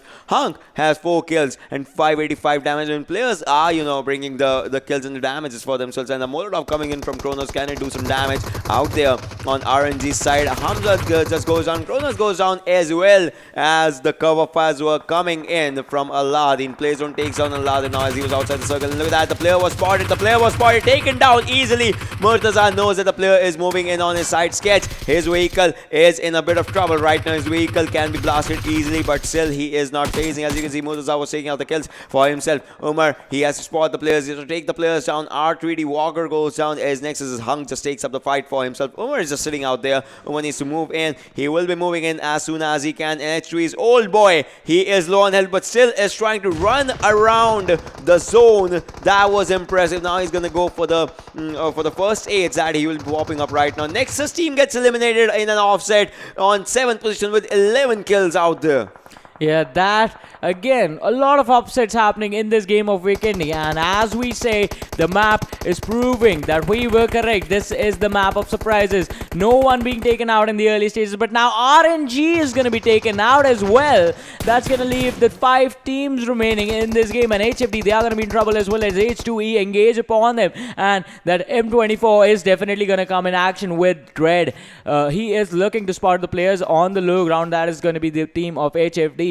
But you have to worry about the teams above you as well. There is one player from the side of FalaQ still in this game. That is a waste. R3D with 3 players standing strong as well. And Dread is going to be dropped by the player from the side of R3D. And as I said, you need to worry about the players on top as well, as if you do not, they can get a flank on you. And Dread is going to be finished off and is going to be kicked out of this game. But now, this is going to be a 3 versus 3 situation between these two teams, H2E and R3D, who is going to come out on top. The players from the side of H2E, they are quite low, but they have the advantage of the covers being there. Can this work out? Not against R3D, as Joker is going to survive with 2 health. Colossi charging in with that vehicle. Can he get the kills? Gamer, he is going to be taken down by this by Zid, but Colossi is going to be in trouble. He can be finished off, and I think FalaQ, they are going to be eliminated as the last player is going to take an exit from the game. Down to the top 4 teams and down to the top 3 in an instant, as R3D are going to take an exit as well.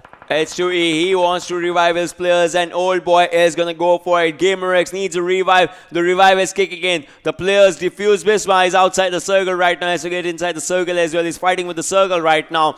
The circle is coming right behind from him, and HFD is still surviving out there. Players are gonna go down. Failure goes down. Cronus takes that kill. 9 bullets is gonna make it up to 30 right now. They have spotted one more player. It's just one final player from the side of H2E. Will they be surviving? That is a random spray out here coming from Cronus, just trying to spot the players if he can, if he goes for it. And look at that, one more player buys it us, as Beswa is the lone survivor, still fighting for the team Diffuse. Can he take it for himself? Yes, he can, as he confirms his kill right now. What's gonna happen? H2E's players has been revived. He will be popping up a full first aid. Can he move in forward or not? That's going to be one of the questions. GamerX, he has popped up a first aid. His health is 75 HP right now. 3 teams remaining, ladies and gentlemen. 2 versus 1. What is gonna happen out in that one? We'll have to see, as HFD Cronus still moving in forward, moving in solo YOLO. Murtaza moving in solo YOLO. The players are on the different directions. They can catch H2E off guard, as one player can go for the spray, the other one can catch him. Old Boy moving in the open. Cronus with a vehicle right now, moving towards Murtaza. I think Old Boy has the information. He knows where the player is. He knows where he needs to shoot it from. And Biswa, this guy has to get inside the circle. The longer rotation from this particular person, the solo person out here, the longest rotation is what he has to give, and that too from the open. Can he get it done? But look at Cronus charging in. Biswa gets one more knock. The solo player is doing the work, doing the wonders out there for his team, and Cronus has to spot one more player. If he does it, that's going to be the end of the other squad out here. That will be the H2E Esports. Old Boy has been finished, as the kill confirmation has been done. Cronus takes down. That's going to be the end of H2E. It's a 1v2 right now, but Bisma is outside the circle. Now I think that's going to be the end, and that was an impressive game by HFD once again. Yeah, that was a really impressive performance, getting a lot of kills for themselves as well. 12 in total on the entire team, and that is just going to secure their standings in the overall. But once again, a lot of surprises, like RNG went down, NV went down, Bablu went down, all the strong teams, like the 3 teams in the top 8 down at the same time almost. Yeah, almost down, like 10th, 11th, 12th, all those positions were there. They were their positions, but then the teams that just stood up, they just stood up really in a good position. And I will not be surprised if we call Murtaza the MVP for this one. Let's just see the stats of the player out there, because the guy was, wreaking havoc out there. And yes, Murtaza will be MVP. 666 damage. That's an awesome number. Like, yeah, you need to be the devil for the enemies. That is the only thing you win this game. And 7 kills, 4.4 kilometers traveled, and 28 minutes survival time. And these are good stats coming in from the guy. Yeah. But once again, so Diffuse still managing to survive with just 1 player in this one. And in the early stages, I did not expect this game to be that passive. Like, we know Vikendi is a map where teams just like to hide and wait for everything to be set up perfectly so that they can win a fight. But that was way too passive even for that. For 15-ish minutes, it was like that. But then let's just have a look at the top 5 players. And I think Murtaza will be on top. Yes, he will be. Nexus Hung is out there on the second one. Diffuse is out there on the third one. And Fudrutsu will be out there on the fourth one. And Cronus will be out there on the fifth one. Out there in this top 5 players list as of now.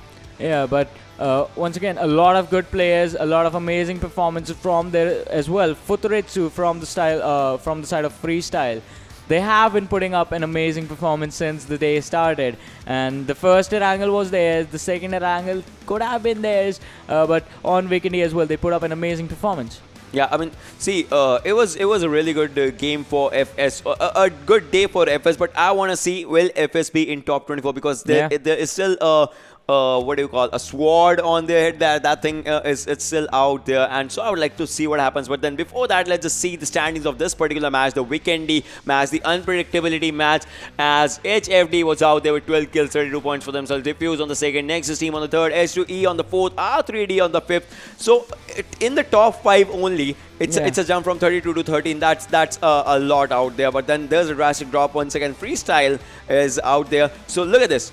Freestyle got eliminated in between from 11 to 16. Yeah. But still they have 8 kills. That is, that's a big number out there for the team Freestyle. RNC on the 7th and FalaQ was out there on the 8th. And moving on from 9 to 16, let's just see where the teams were, because the real TG got eliminated on 9th and VFX Oxy on the 10th. This team has had a chicken dinner. Envy has had a chicken dinner on the 11th. Aqua has had a chicken dinner on the 12th. Bablu has had a chicken dinner on the 13th. North Esports has had a chicken dinner on the 14th.